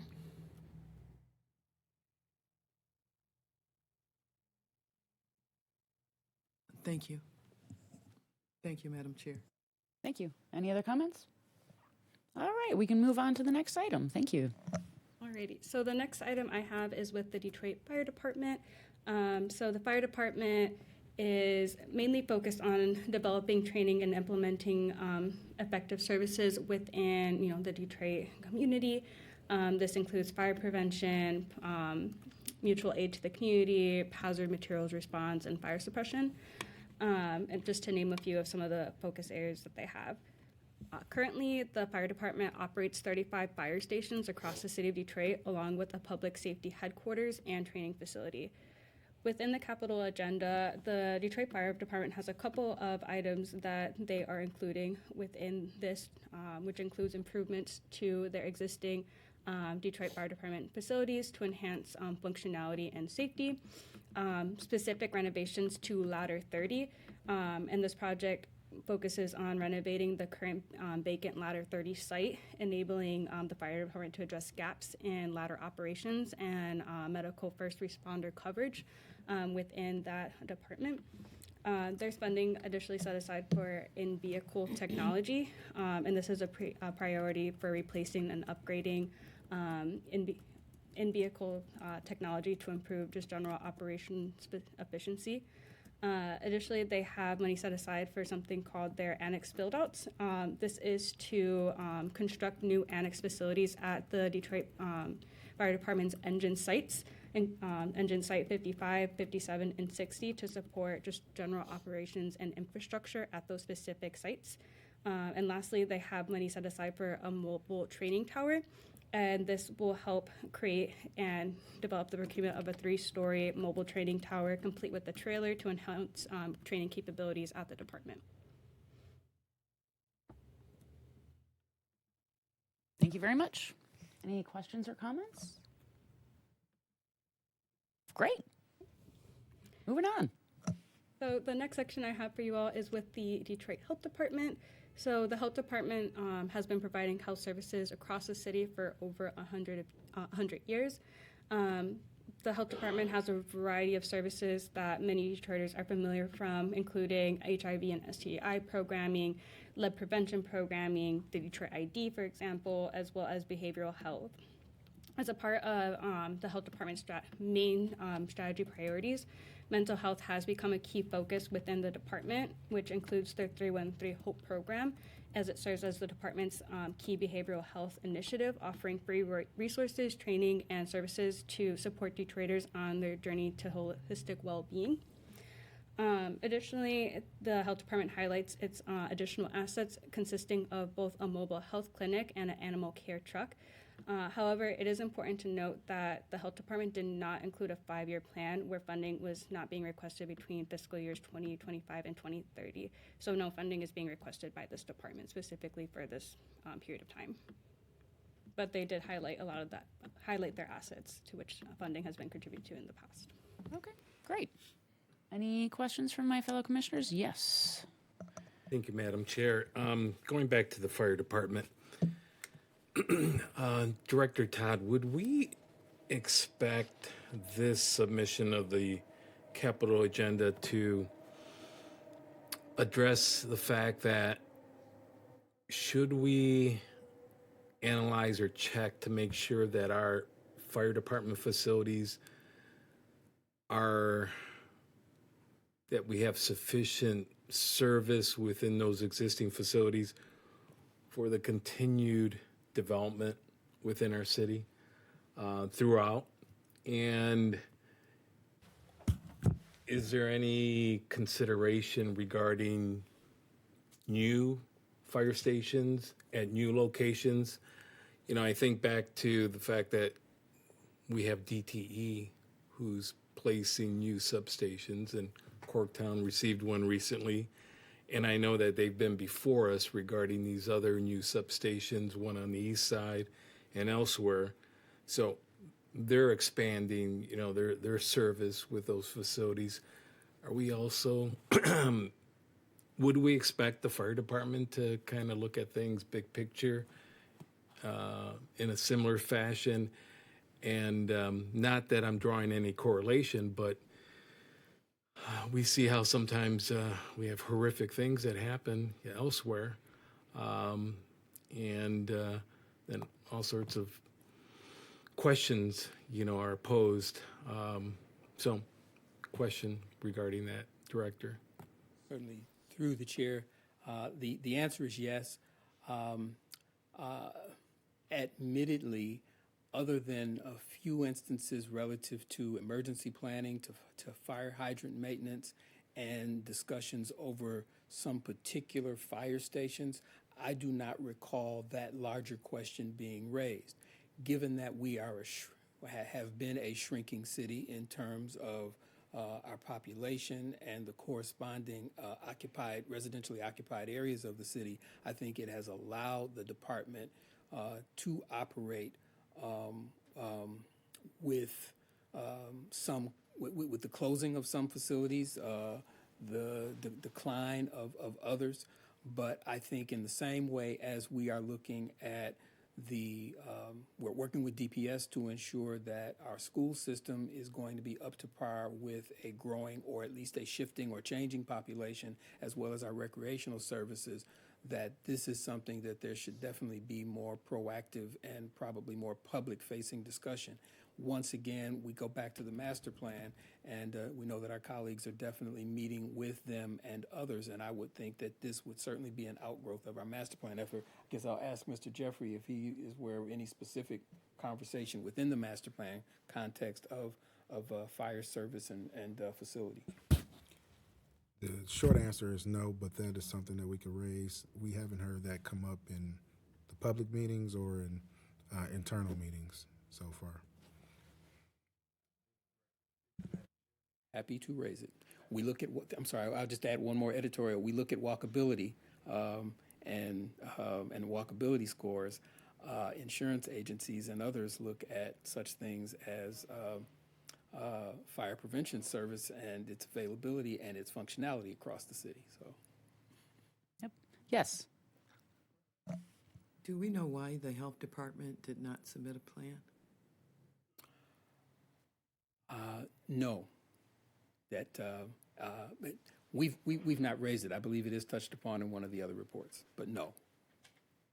And it may simply be that They have completed, I believe, in the last capital agenda, I think what we were looking at was the completion. They may not have any additional expenditures. It may well have been that they were one of those agencies whose efforts at that particular point in time or over these last few years have been primarily funded by ARPA, but we will raise the question.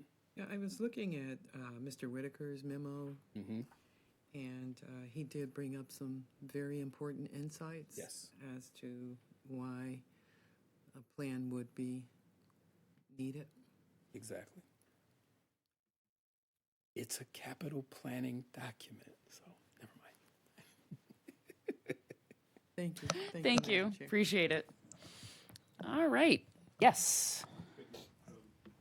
Just to follow on, it caught my attention too, and I'm just wondering, in terms of the level of coordination, are any of the I guess the investments that would typically be covered within the Detroit Health Department, are they covered in any of the other sections with the other public safety agencies? Is that included, or would they typically have their own and specific? I was just wondering, is anything related to public health covered under the other sort of public safety agency?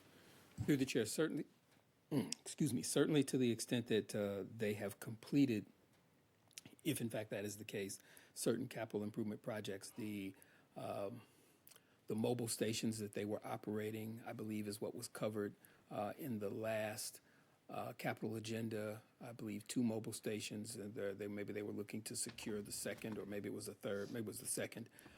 And then I think there was some facilities work. If that is done, and now they're only looking at an operating cost, then those operating costs, by and large, would be covered maybe in part by GSD, as well as Do It in terms of their technological support. So it could well be that at this particular point in time, they have no ongoing extra projects, and that they're otherwise just looking at operating costs, and those would be supported by other agencies. Thank you, Director Todd. And in terms of emergency preparedness, is that sort of coordinated out of that agency, or is it like multiple agencies that are sort of working in conjunction, or things like, for instance, like health-related, sort of, we saw the pandemic that took place. So would that be like, is that spread amongst like multiple agencies? Through the chair, this is a question that a couple of council members have recently raised. In the past, the city's emergency operation plan was the responsibility of the fire department as the lead agency, and they coordinated with all other agencies.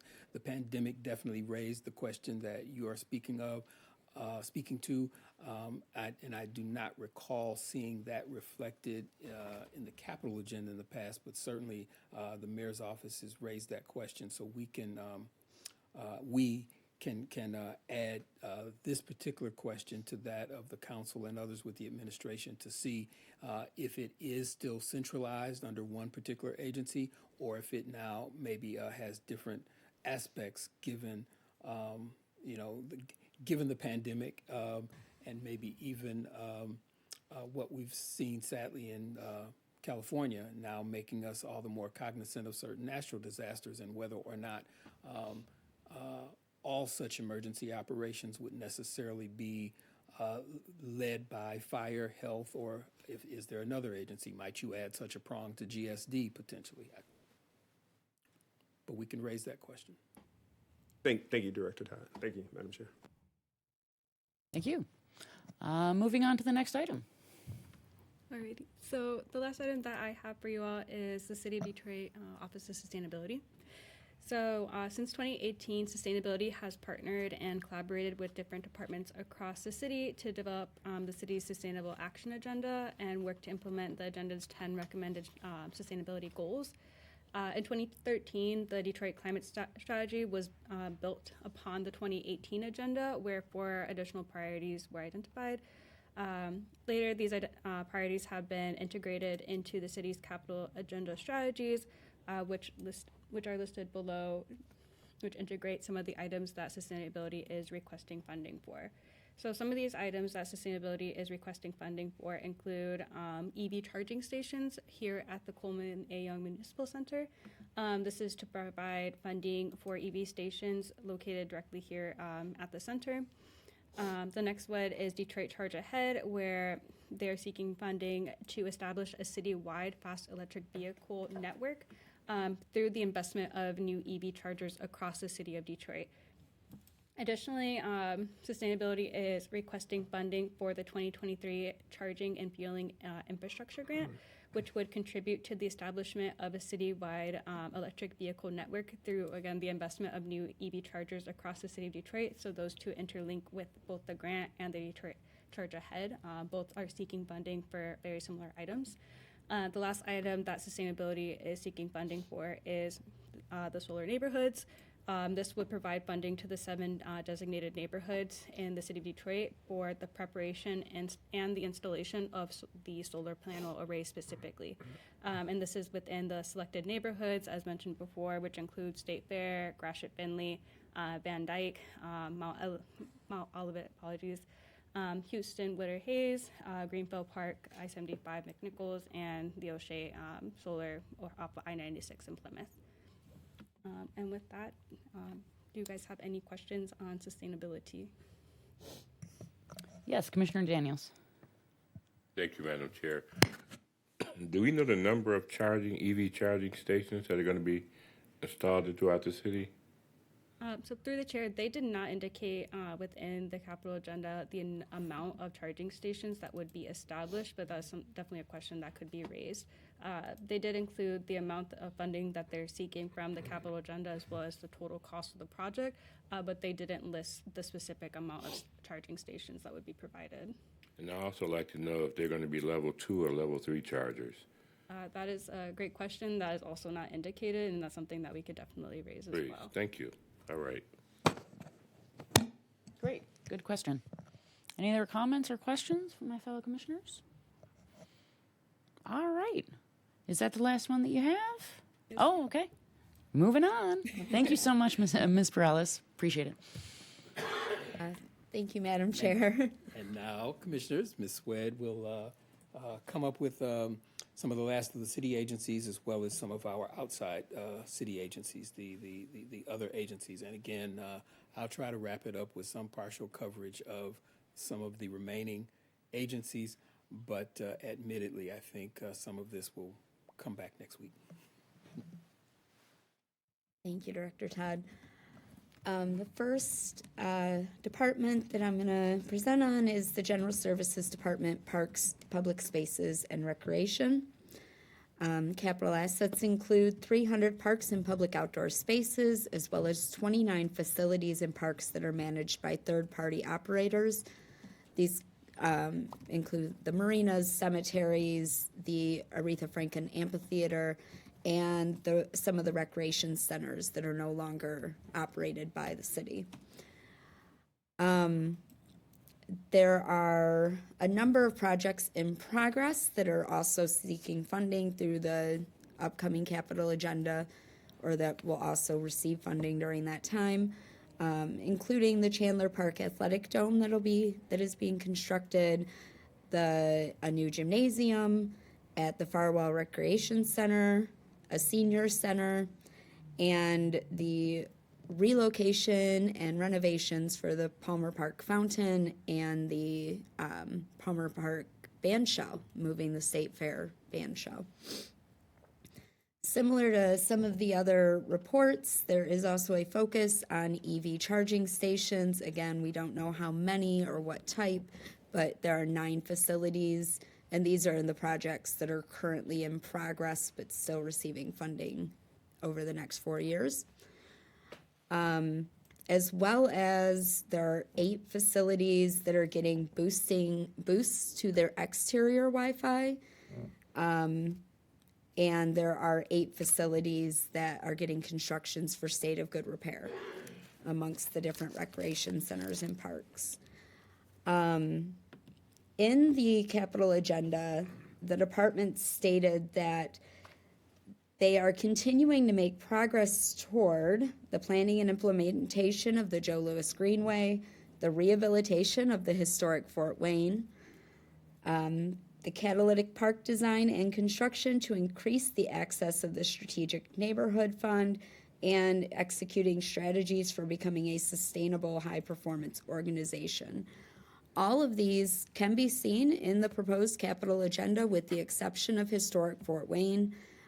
As was mentioned earlier, it is not mentioned after that point in their capital agenda, after the opening paragraphs.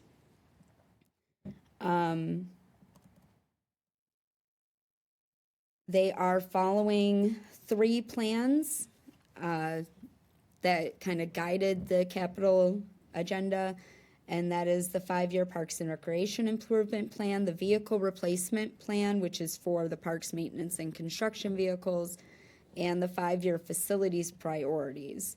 The Parks and Recreation Improvement Plan also includes the JLG capital budget plan.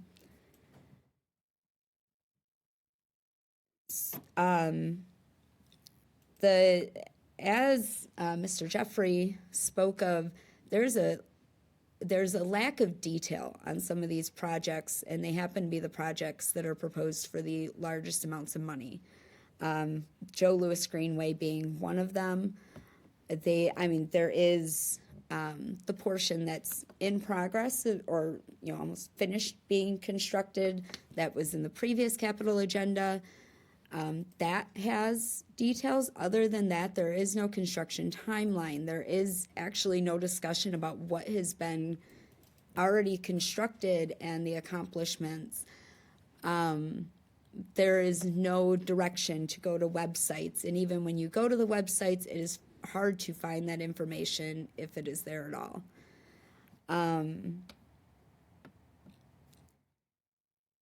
There is also a large number of projects that there's not funding sources for yet, but one of those is the Joe Louis Greenway maintenance equipment and security equipment.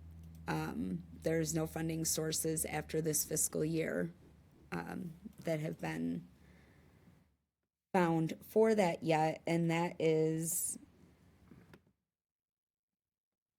in an amount of $750,000 for 2026 and $550,000 for the following 2 fiscal years, so 27 and 28.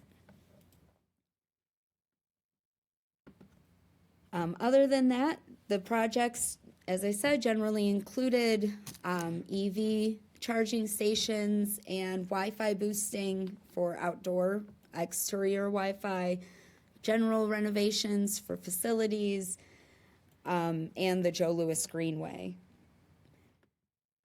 The proposed capital agenda also added to the projects that are already in progress, including proposed funding for the marinas and harbors to do improvements to those which are operated by third parties to bring them into states of good repair.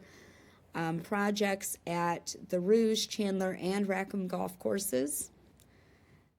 Construction of additional restrooms that are compliant, architecturally compliant with the historic designation requirements of the Aretha Franklin Amphitheater, and this will be phase 2 of that, and additional recreation center improvements. And that is what I have for the parks. As I said, a lot of the projects weren't overly detailed. The 4, there's 5. There's 2 different portions that are for the golf courses. Those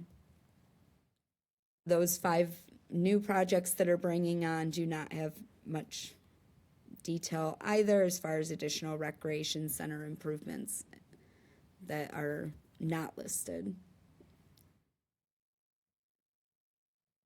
All right, there's a lot of missing information, it sounds like.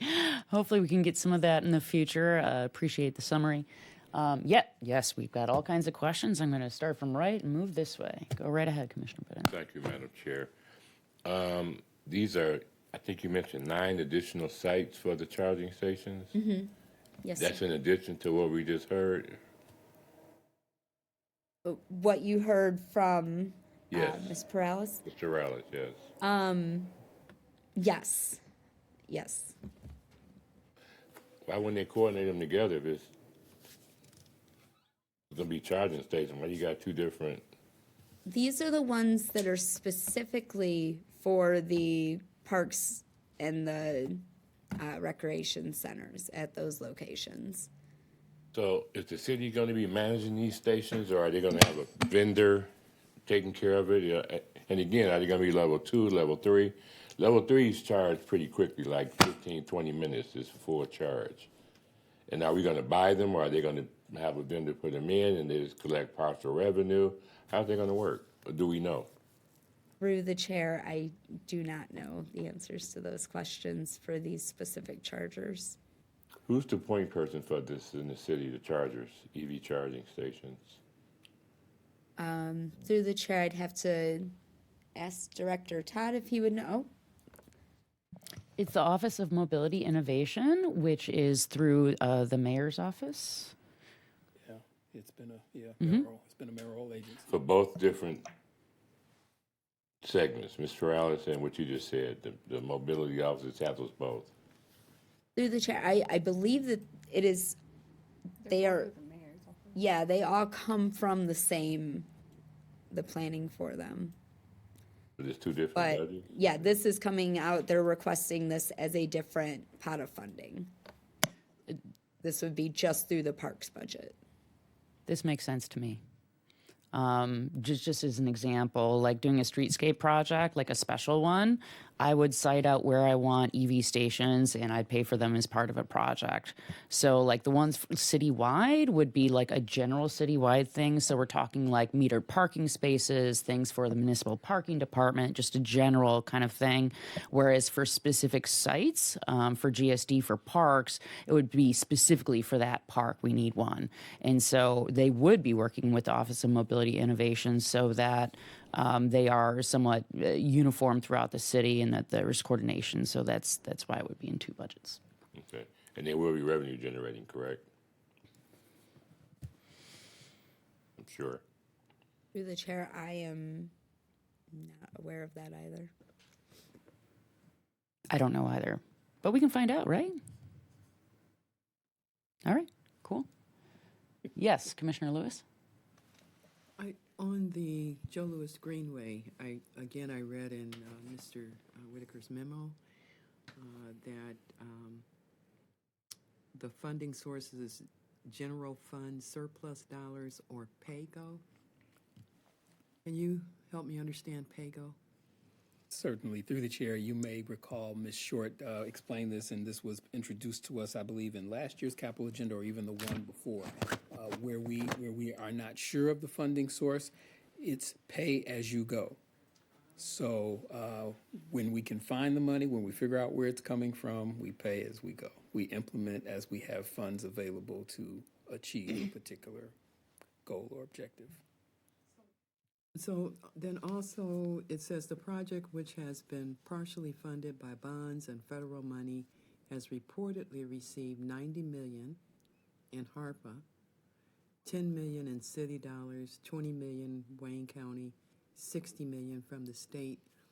All that money is gone, or in process. But it's already allocated for some purpose? Yes. Okay. So the future financial needs are not a part of this as was discussed? Through the chair, the only portion that they do not have a funding source as of yet that is listed as PAYGO is the maintenance and security equipment needed to maintain the Greenway, and that amount that is still needs to find funding is $1,850,000. The remainder of what is listed here in their capital agenda already has funding sources. So the only thing that the Joe Louis Greenway is going to need is the cost of maintenance and operations. Is that correct? Go ahead.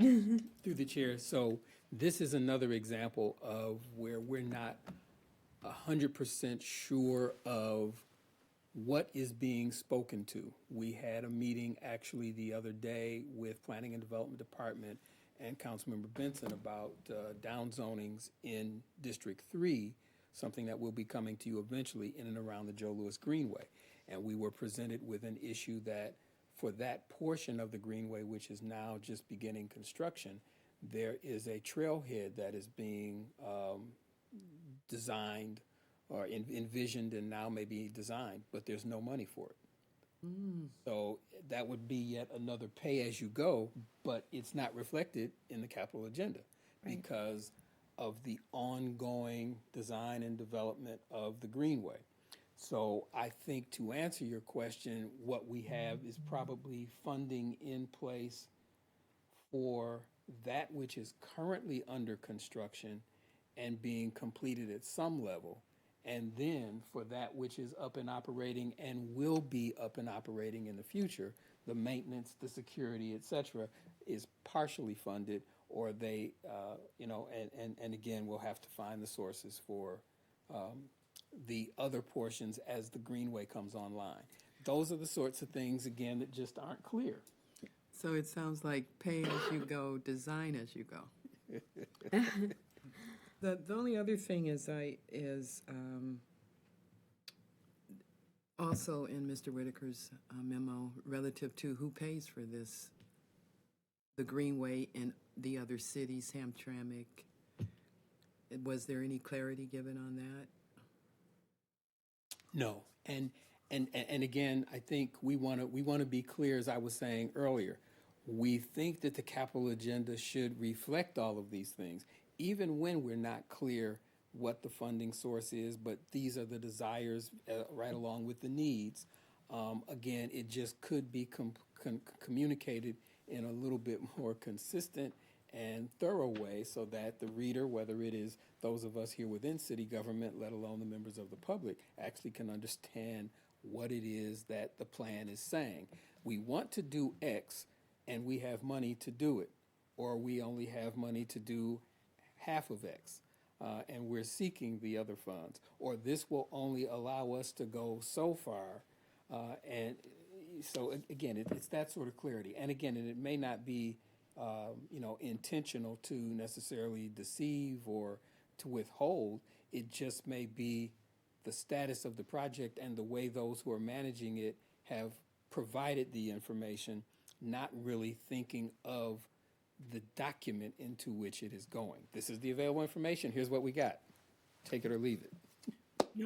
I do have one question that I would like a more definitive answer to at some later time.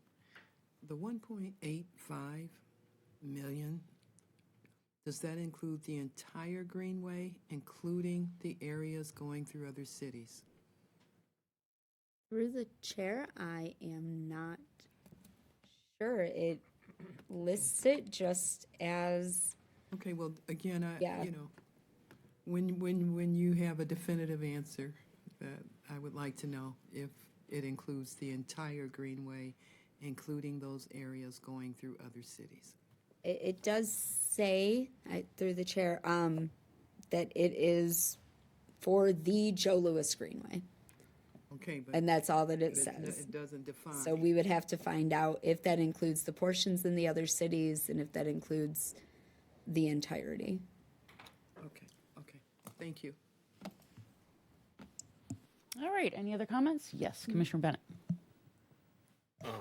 Not to be redundant, but with maintenance and ongoing O&M costs with all these projects, because the city obviously has been a recipient of a fire hose of funds and has added on or reopened a lot of assets, do they typically take into account now, do they tell facilities, hey, we are opening this new field house, you need to increase your budget because over time, is that part of this process?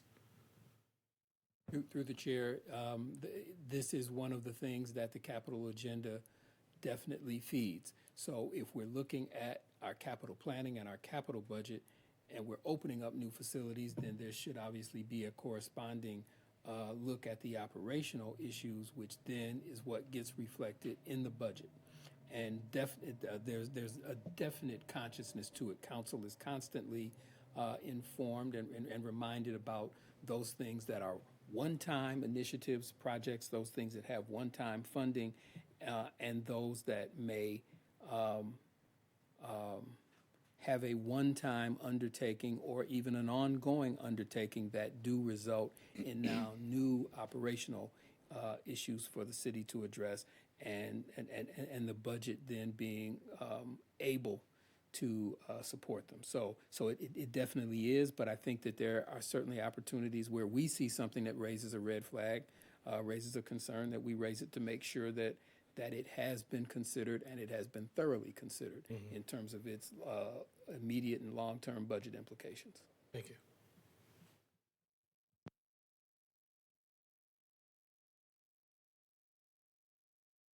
Anyone else? All right, thank you very much.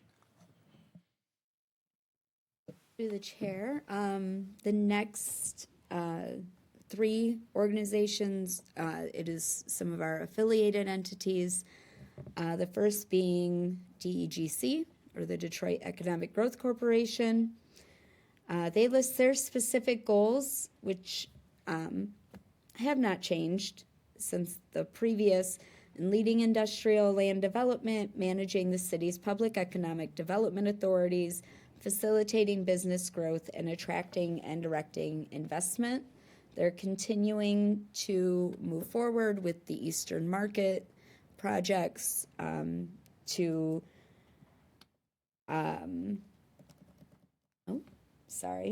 apologize.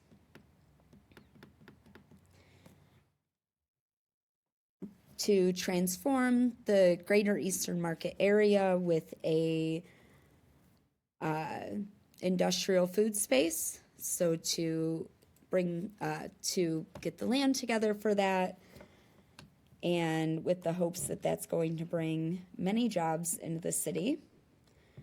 They are continuing to oversee our 8 economic development authorities in the city, including the Detroit Brownfield Redevelopment Authority, the Community Advisory Council, the DDA, the Local Development Finance Authority, the EDC, Neighborhood Development Corporation, the Detroit Next Michigan Development Corridor Improvement Authority. They do not have any new specific projects listed, and there is no funding proposed to go towards DEGC in the capital agenda. So the report is very similar to the previous capital agenda report. Okay. Any comments or questions?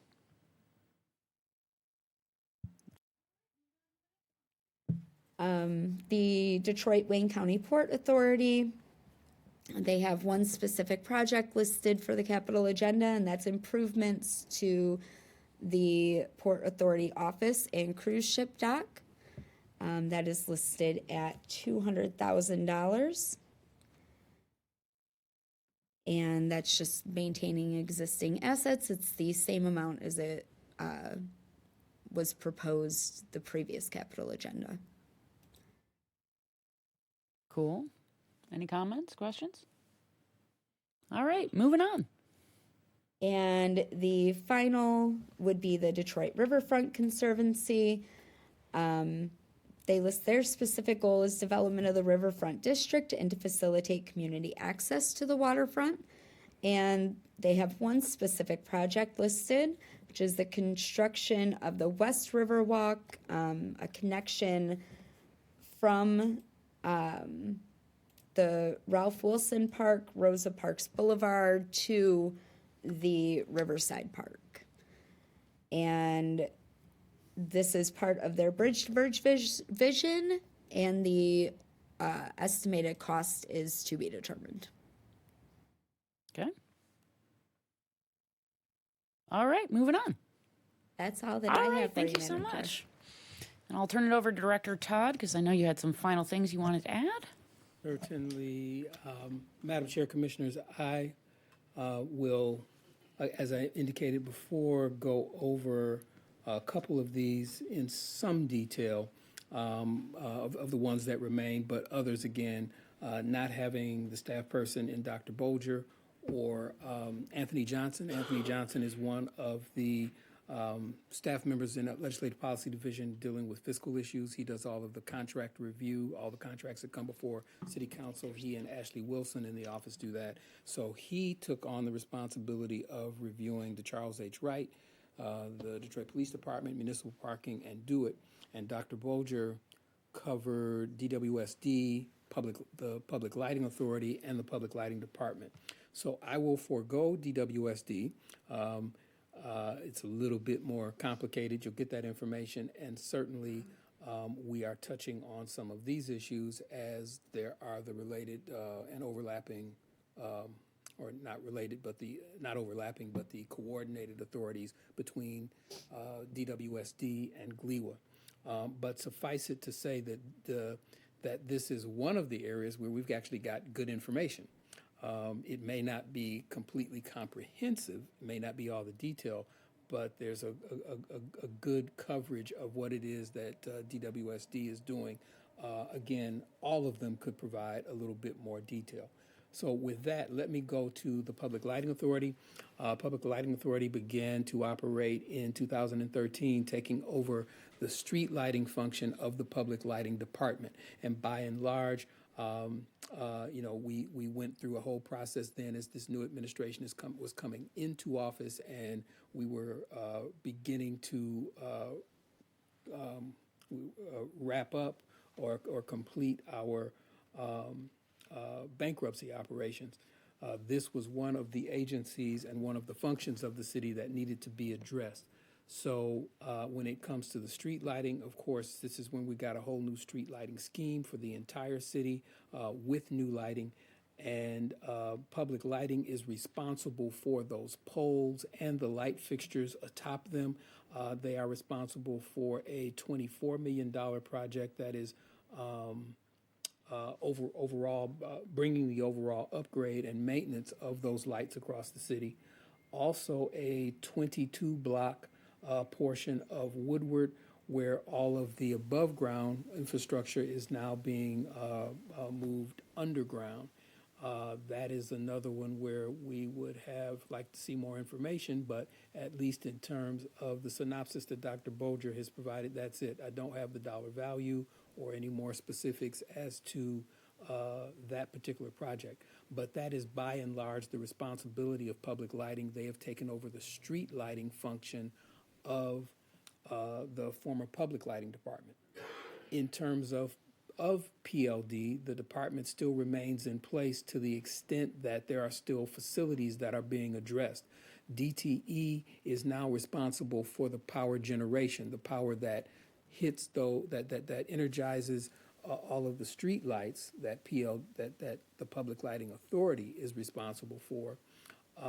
But there is still the Mustersky plant, which is still in the process, the city's former place of power generation, which is still being decommissioned. There's another $2.8 million in this capital agenda for that decommissioning.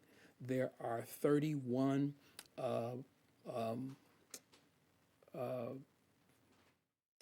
substations throughout the city that were under the Public Lighting Department.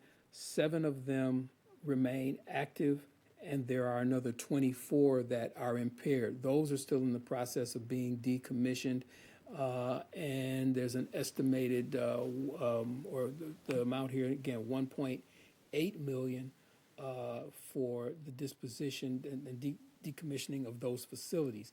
We raise a couple of questions with respect to this. Have they looked at the adaptive reuse capacity or viability of any of these facilities, since we don't really see a plan for how they would be disposed of, something where the city is actively attempting to engage and ensure the future? We know some of these facilities, I think even as alluded to earlier with Commissioner Bennett's comment, relative to the Albert Kahn design of the station, of the lead facility at the airport. We have the same thing with a lot of our infrastructure across the city where it's Albert Kahn or similar design. Some of these are rather significant structures indicative of the time in which they were built, even though they are utilitarian in nature. So we're raising a question about how do we secure the future of those buildings? You know, what is it that we are planning to do? The hope is, as a result of this question, maybe it's something else that we add to the master plan conversation in some way, or again, at the very least, something that could be reflected in future capital agendas with, again, there being more considered thought given to the future of these facilities, again, whether it is that the structure itself and how it could be used, or again, the impact of its reuse in the given community that it is in or its loss. Again, we'll provide you with the more thorough work that Dr. Boger has done here on DWSD next week. But suffice it to say that, again, this is thorough information. Some of it may, again, further the questions that you have with respect to GLEWA's proposed pump facility on Frood. With respect to, get the other document here, the Charles H. Wright.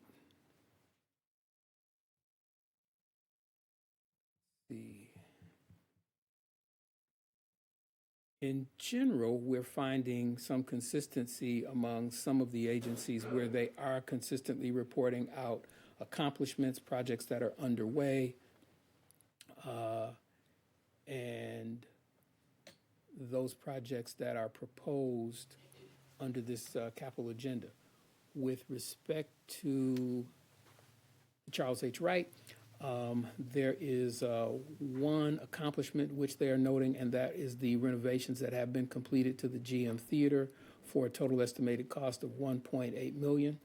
There are 4 projects that are in progress, which include the mechanical and electrical project, the passenger elevator replacement, orientation theater structural repairs, and the freight elevator repairs for a total estimated cost of $14,825,000. Again, not a lot of detail, but in some ways, those projects do somewhat speak for themselves, although it might be nice to get a somewhat better understanding, particularly after the comment Commissioner Bennett made. Makes you wonder, again, what else might be going on behind the scenes. Only from the standpoint of, again, long-term and future maintenance. There are 3 proposed projects under the 5-year capital agenda. They include exterior lighting replacement, the half-circle driveway along Farnsworth, repair to the surfacing and to the landscaping, upgrades to the landscaping, facade repair and modernization for a total estimated cost of $4,550,000. And that is it for Charles H. Wright. I have heard of other things from different board members, but this is what is formally has been presented by the museum for the capital agenda. Let's see, the police department.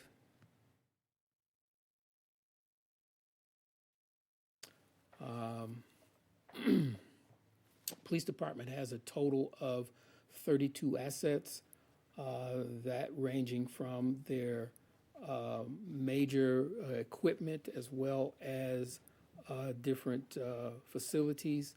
So this is not including the entire vehicle fleet as that's covered elsewhere. Let's see. I was trying to avoid reading it. Okay, so within that, we've got 18 buildings. We have 7 different vehicles of a heavy equipment type. 1,197 vehicles in total for its fleet. Technical equipment, which includes 3,400 computers. And this is a case where there is some support coming from Do It, but DPD maintains its own system, primary operating system, separate from the rest of the city. And then from there, you've got the body cams, the equipment that the officers wear, in-car laptops, and then I think from there, there's the helicopters, and I believe there is one boat. Well, at least there was last year. I don't see it listed here. I'll go back and check on that. In terms of their projects, they have completed 13 projects, that being repairs and maintenance to the existing precinct facilities in order to keep them in proper operating, in a good repair status, which is, I believe, a state of good repair is the benchmark that they have identified, and they're looking to continue that. There's one additional project under the current capital agenda for remaining facilities. Those facilities are not identified, but that's $39,610 for the maintenance and repair to existing facilities to that state of good repair designation.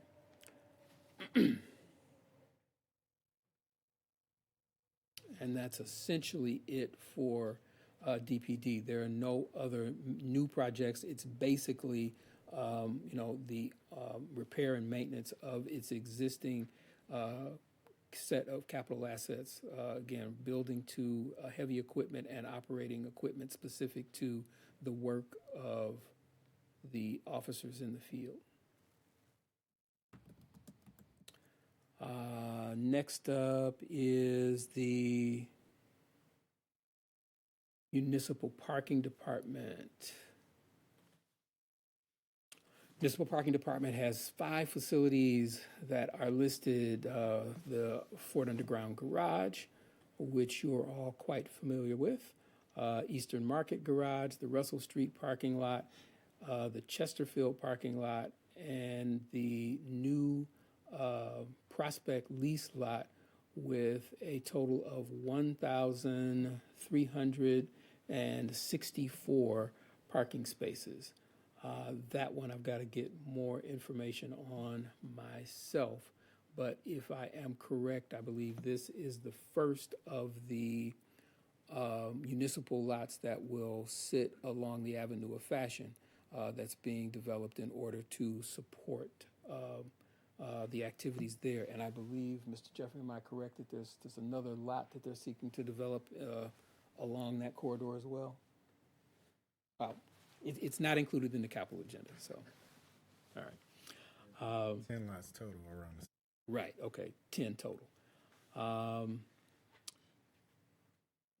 Okay, the department has completed, has 3 accomplishments under its belt in support of providing parking in support of businesses located on the Avenue of Fashion. Okay, so here we are. That Chesterfield parking lot with improved fencing and a stone surface lot.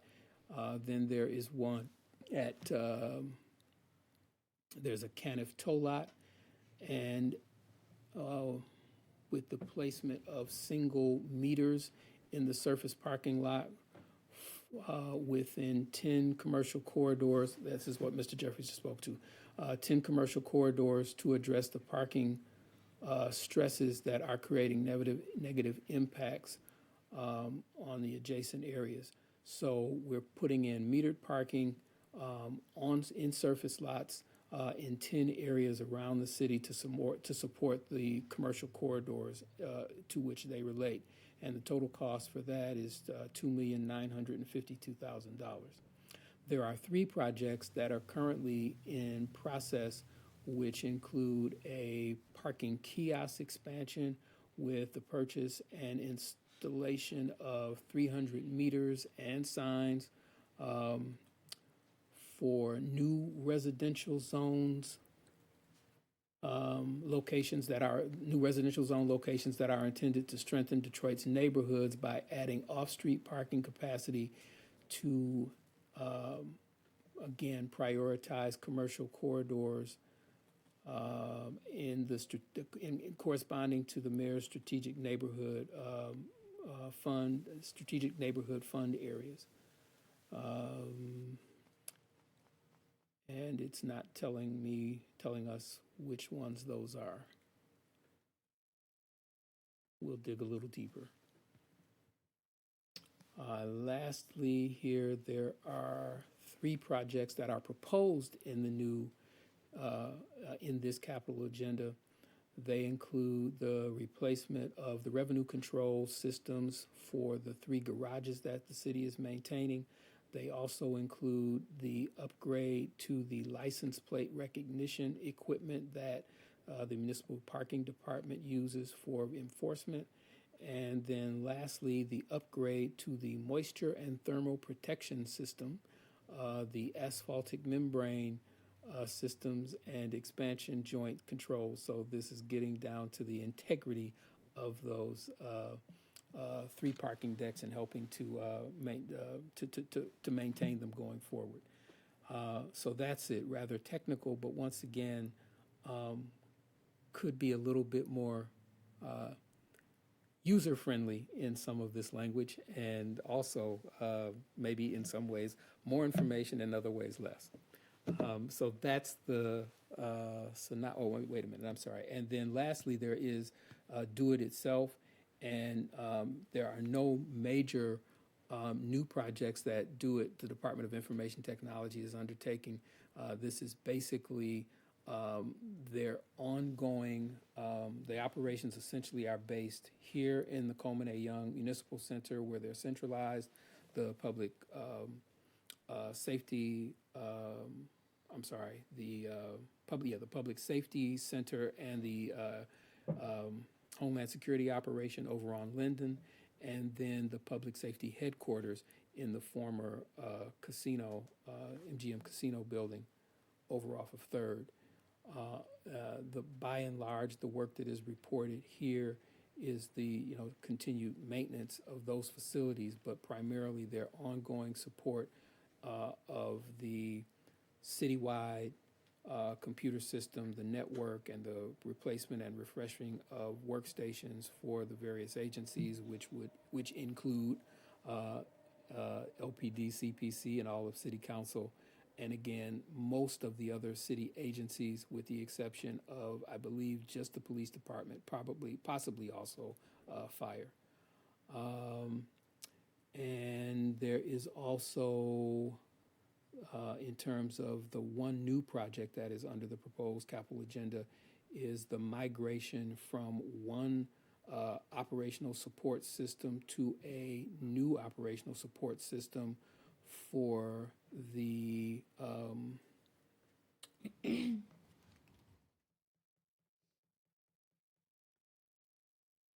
I guess, again, this is for the Public Safety Center itself.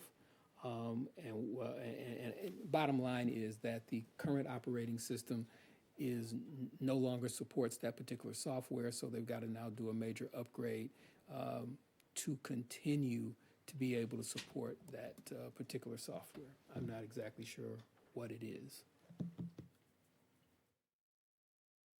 Computer-aided system to support the system at the central square. So I'll have to dig a little bit deeper. I'll find out, again, were Mr. Johnson here, he'd probably be able to explain it a little bit better. So with that, Commissioner, that completes staff's attempt to provide you with an overview of what we're looking at here, and then get your questions. And my apologies if you have any questions on any of that information that I just provided. We can back up, but we want to make sure that we get all of your questions so that we can forward those over to the administration as appropriate, and other sources, in order to get them responded to, hopefully by next week. If not by next week, that we can still forward your questions as outstanding issues to City Council with your recommendation in hopes that the administration will respond not only to the commission, but also to the council as the council move towards its final action on the capital agenda. Thank you, Director Todd. That was a lot. Yes. My brain hurts. Is there, yes, Commissioner Lewis. I just have one, with the amount of complete disregard for stop signs, signals, field signs, sidewalks, will the DPT have the opportunity to add cars and traffic police? And if not, I know probably no one really wants this, but with the amount of people that are running signals and stop signs, just that I see, and within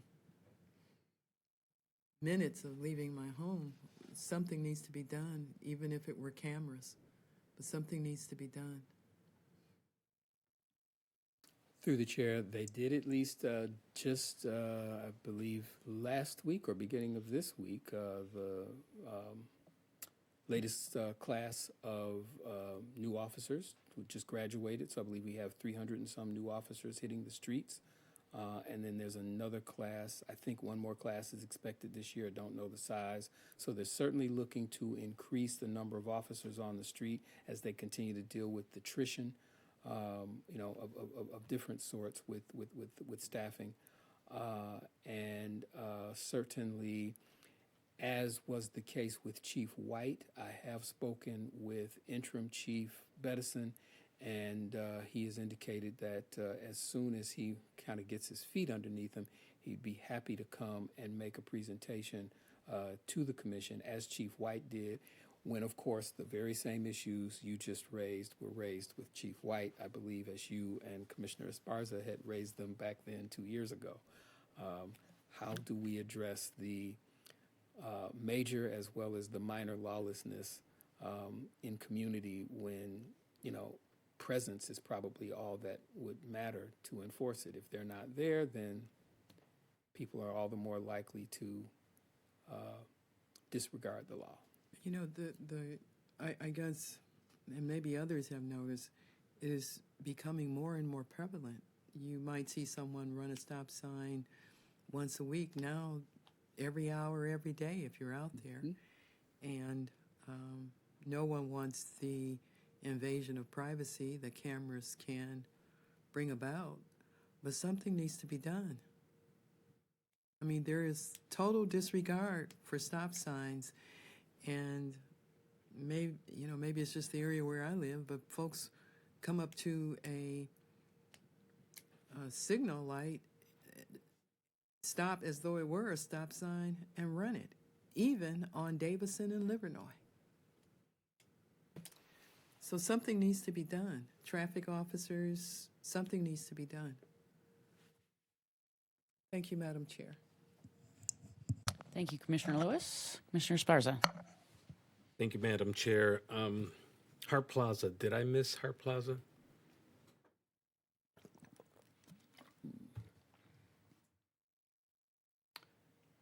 Hart Plaza, I think, is still under Civic Center. It has been, to a certain extent, a shared responsibility over the years between DGC, DDA, and the city, but I don't think that it is referenced anywhere in this year's document.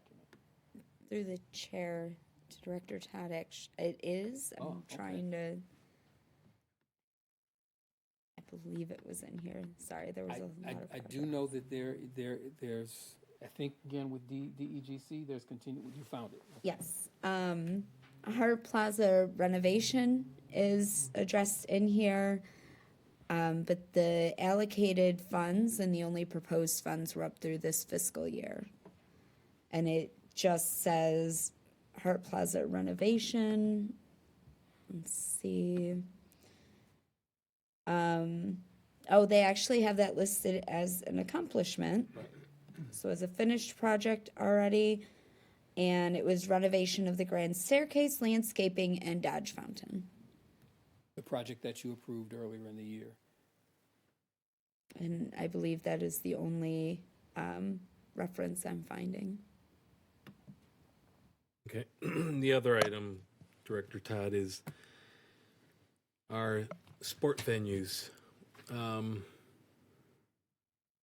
Do I recall correctly that like Comerica Park, Ford Field, and maybe even Little Caesar, aren't there authorities where the city has city officials that are on those authorities or boards as oversight? And I'm curious as to, the contributions for any major improvements or ongoing improvements. Through the chair, Commissioner Sparza, you're right. I believe it's the Wayne County Sports Authority. And I am pretty sure that Ford Field and Comerica Park are underneath it. I believe that Little Caesars is different in that it was done so with the DDA, DGC, with the ODM, Olympia Development, essentially as the concessionaire. They're the operator. But I don't believe that it comes under the Sports Authority. But we can, again, we'll check and get the very latest on that. Essentially, I did hear mention of it. They only meet once a year, and not sure what's on that agenda. Have not really heard much talk about it since Ford Field opened. But we will certainly ask. For example, at Comerica Park, it looks like right behind home plate, there's some enhancement of some of that seating area, and kind of curious as to whether that's, just sole private dollars. Is it a mixture of public-private, and how does that authority address that, and maybe how do they address the long-term improvements and expansion of Comerica Park, at least as it relates to the facilities within the existing footprint? Because, we see that, that whole industry keeps expanding, and they seem to do very, very well. And I assume that our sport venues are trying to stay current with that. So I'm kind of curious as to whether we've ever seen it within the capital agenda. Don't believe that it ever has. Thank you. Thank you. Thank you, Madam Chair. Thank you, Commissioner Esparza. Yes, Commissioner Harrison. Thank you, Madam Chair. And thank you again, Director Todd and staff for the presentation. I do have just one comment, and this was sort of spurred about by the comment of Commissioner Lewis, made me think about something, and that is, around intersections and some of the public safety improvements to improve safety. I know that we heard about some improvements, or at least maybe I read about some improvements along Jefferson Avenue, along Gratiot Avenue to improve safety and enhance some other things. And also, so it made me think about sort of the premise around improving public safety, especially for areas that are sort of where we're looking to sort of improve the character of walkability. Is that something that is emphasized within some of those public safety improvements for that are included in the capital agenda? Is that accounted for? Is that expected to increase, or is it decreased, or what's the future of that? Through the chair, again, since in so many of these instances we're not given the specifics, we're given very broad brush strokes to some of these improvements. So we're not sure if some of those projects that we have heard presented in specific, even tangential to something that may have come before you, or as we've seen reported in the paper, we're not sure if they are covered, such as that Gratiot improvement, because that discussion has been around for a while. Whereas in contrast, the more recent discussion about things, I think, relative to the district and these improvements in terms of the capping of, I think, 3 portions of I-375 to provide additional land. This was something that was talked about really just along Woodward initially as that was being considered. Now we're seeing give rise to that, but that is very much in its early stages and is definitely not included in the capital agenda or even an inkling given to it. So again, we're not sure. It is the sort of thing that, again, we think should certainly be in future capital agendas. We should have some better designation, at least by corridor and maybe, beginning and ending street where such improvements might be taking place, be it Gratiot or again, even those proposals relative to the district or elsewhere throughout downtown, elsewhere in downtown or elsewhere throughout the city, rather. Okay. All right. So we're not sure. We're not sure because, again, the information isn't detailed enough. All right. Thank you, Director Todd. Thank you. Any additional comments over on this side? All right. Are we closing this item out? I think we are. Again, commissioners, any questions that you have, we'd like to get them together so that we can amass them as staff and hopefully get them to the administration on Monday or Tuesday of next week, and then have a discussion with the administration as well. Fantastic. Thank you so much, everybody. That was a lot. Appreciate your efforts. We're going to turn over to public comment. So, You wanted to raise something about federal funding? oh, yes. Just as an FYI to everybody, for obviously our capital agenda and also separately the budget, I know a lot of us are reeling from some major changes at the federal level with the new administration. I'm sure many of us received a little note from the American Planning Association today saying that they were on it, trying to figure out kind of what was going on.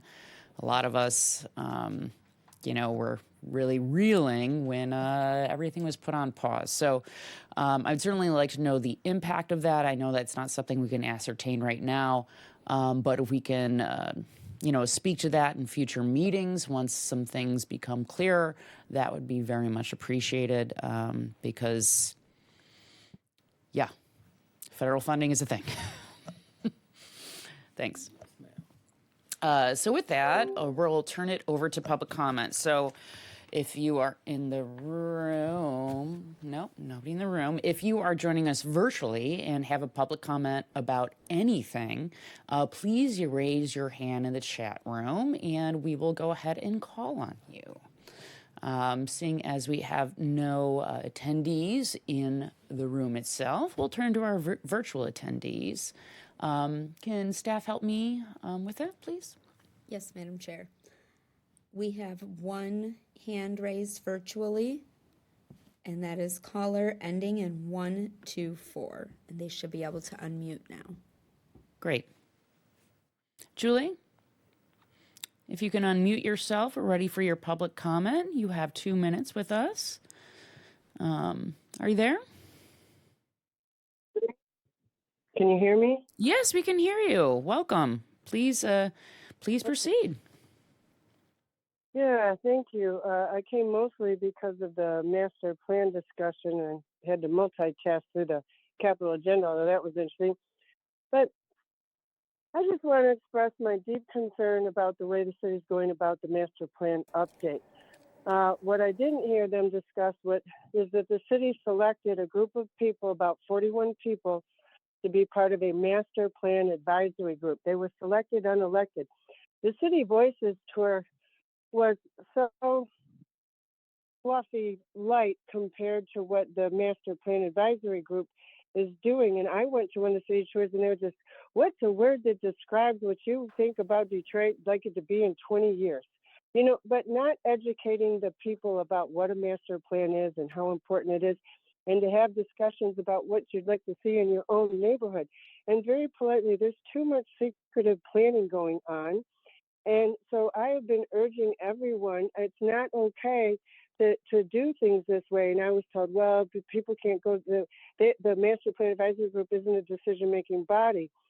And so they don't, it's not covered by the Open Meetings Act. Well, so what? Why can't we go and listen to those conversations, the people who are interested and want to learn more, or at least they should have them record the meetings and play them on Channel 10 or something, because it's just really, really unfair to the rest of us. Because I know what they're going to do. It sounds like they already have their plan, and they're going to use this group to just come up with a so-called plan, and they'll roll it out on the rest of us. We'll get a few minimal meetings where we barely have time to comprehend it, and then they're going to roll it on through you and then the Detroit City Council. And it's just I don't understand why the city won't be more inclusive. There's a lot of talk about it. And my understanding under the Michigan Planning Act, it's the City Planning Commission that's supposed to be coming up with the master plan, not just have the planning department do it. Thank you very much for your comment, Julie. Community engagement is deeply important to the city of Detroit. I just want to put that out there. And anything with the master plan will have several public hearings, but I'm sure you can reach out to City Planning Commission staff and we can provide some further information about community engagement and that process. Yes, Director Todd. I'm sorry. Thank you, Madam Chair. That was Ms. Warwick. That was Joanne Warwick. Oh, okay. Thank you. And certainly we'd be happy to talk to her. We continue to make ourselves available as we can, and she has been consistent, as have a few others who have spoken at City Council about their disagreement with this approach. But this is an approach that CPC and PNDD have used with master plan and zoning ordinance respectively, where we do try to find a way to do as much as we can to get general public involvement. There is never enough. Certainly, we definitely need to do more.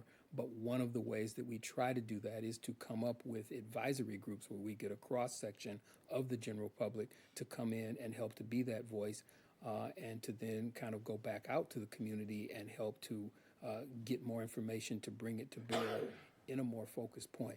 I would like to say to Ms. Warwick's one comment about we already have a plan.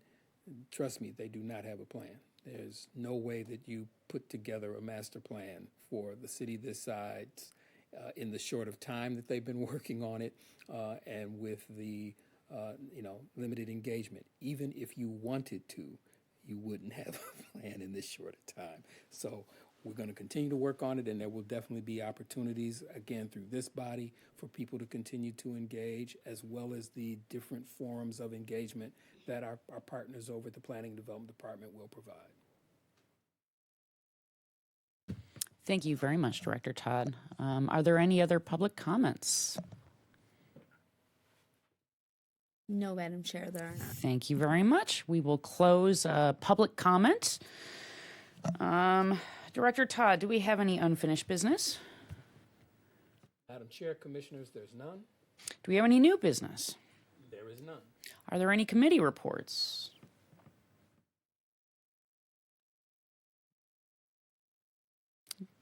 Yeah, go right ahead, Commissioner Lewis. Was there a meeting with Director Snyder? Yes, so through the chair to members, I did send a text earlier, and that was my attempt to provide you with that update. So I don't know if any of you wanted to give the report, but I'm more than happy to indicate. Thank you again, Madam Chair, to and through you, to the entire body. Mr. Gulak and I did have the opportunity to meet. My apologies. Mr. Gulak and I did have the opportunity to meet with Director Schneider and her assistant, Ms. Turner, earlier in the week. I also met with her last Friday to begin the conversation, and they were healthy conversations around NOF in general, the public facility rehab program as a particular subset, and then, of course, more specifically to the Citizen Review Committee and the various concerns that the commission has around that. Again, a healthy and a very, I think, open conversation, and we look to have one more conversation with them between now and the next scheduled meeting of the special committee, which is set for Wednesday, February 26th. And they, I believe, will be bringing in a proposal either at that time or at the interim meeting, again, with staff. Mr. Gulak and I and others will have the opportunity to see what it is that they're proposing, and then that will come before the entire committee again on the 26th, and then per the committee's reaction, maybe if another meeting is necessary thereafter, we'll do that. But I would say we're at the latest, this matter optimistically to Chair Lewis would come back to the commission in April, maybe March or April. Well, yeah, probably April. Thank you, Director Todd. Thank you, Madam Chair. Yes, staff report.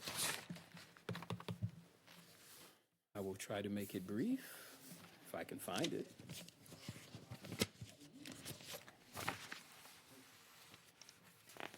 All right. Okay, staff report. Okay. Very quickly.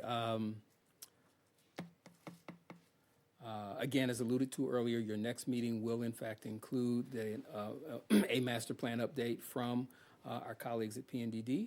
Our newly confirmed director, Alexa Bush, will also be here to make introductory remarks, and she will, of course, join in the master plan conversation. As it concerns the Michigan Association of Planning communication that we provided to commissioners early in the week, the board of the Michigan Association of Planning, relative to the upcoming national conference of the American Planning Association for 2026, which the city of Detroit will host. A host committee is being formed, and Dara O'Byrne, the deputy director of the planning department, has been designated as the chair of that committee. So there will be opportunities for commissioners, for staff within the city to fill out that particular host committee and then various subcommittees underneath. The next step will be to inform the various parties of these opportunities. That outreach will not only include commissioners and again, staff within the city. And again, in order to participate, you do have to be a member of APA, and of course, your APA membership is covered under a blanket membership for public bodies through APA, and staff is included within that as well. Although I think some staff may have their own individual memberships. And then we will reach outside the city to the planners within the other governmental units and private sector to make sure that they are informed. One or more of the committees will deal directly with the mobile workshops, which is one of the primary responsibilities as a host committee that we have. These will be the various workshops that will allow the participants to come and see what's going on in Detroit proper, Metro Detroit, Southeast Michigan, and maybe even as far away as, as Flint and Grand Rapids, to the extent that mobile workshops for destinations at such a distance can be reasonably accommodated. So those are the sorts of things that we've got to put together. There's also a Detroit narrative that needs to be put together. What is it that we want to say about Detroit to those participants who will be coming, help to put together the theme. But by and large, it is the national office that will actually run the thing. We, again, will be the host and look to coordinate and be the vehicle whereby some of that is achieved on their behalf. So we'll be providing more information as it becomes available. And the last item on the agenda, staying within that vein generally, as it concerns Michigan Association of Planning Commissioners, please look out for, and actually you should have already gotten it in the form of the current newsletter, the upcoming workshops, the educational opportunities that the Michigan Association of Planning provides. Again, to the extent that you are interested in attending any of them, let us know as soon as possible so that we can make those arrangements and get you scheduled. Certainly last year, Ms. Perales, as one of the newer staff members, along with Commissioner Udabi, did attend the planning and zoning general workshop. Commissioners and staff have attended that one in the past, along with some of the others. So again, we remind you, please take a look at that. And then if any of you are interested in any of the coursework, along with, I think, the Transportation Bonanza, that's one of the other ones that they put out there. So if you want to explore more transportation, the Transportation Bonanza offers opportunities as well. And with that, Madam Chair, Commissioners, that completes the staff report.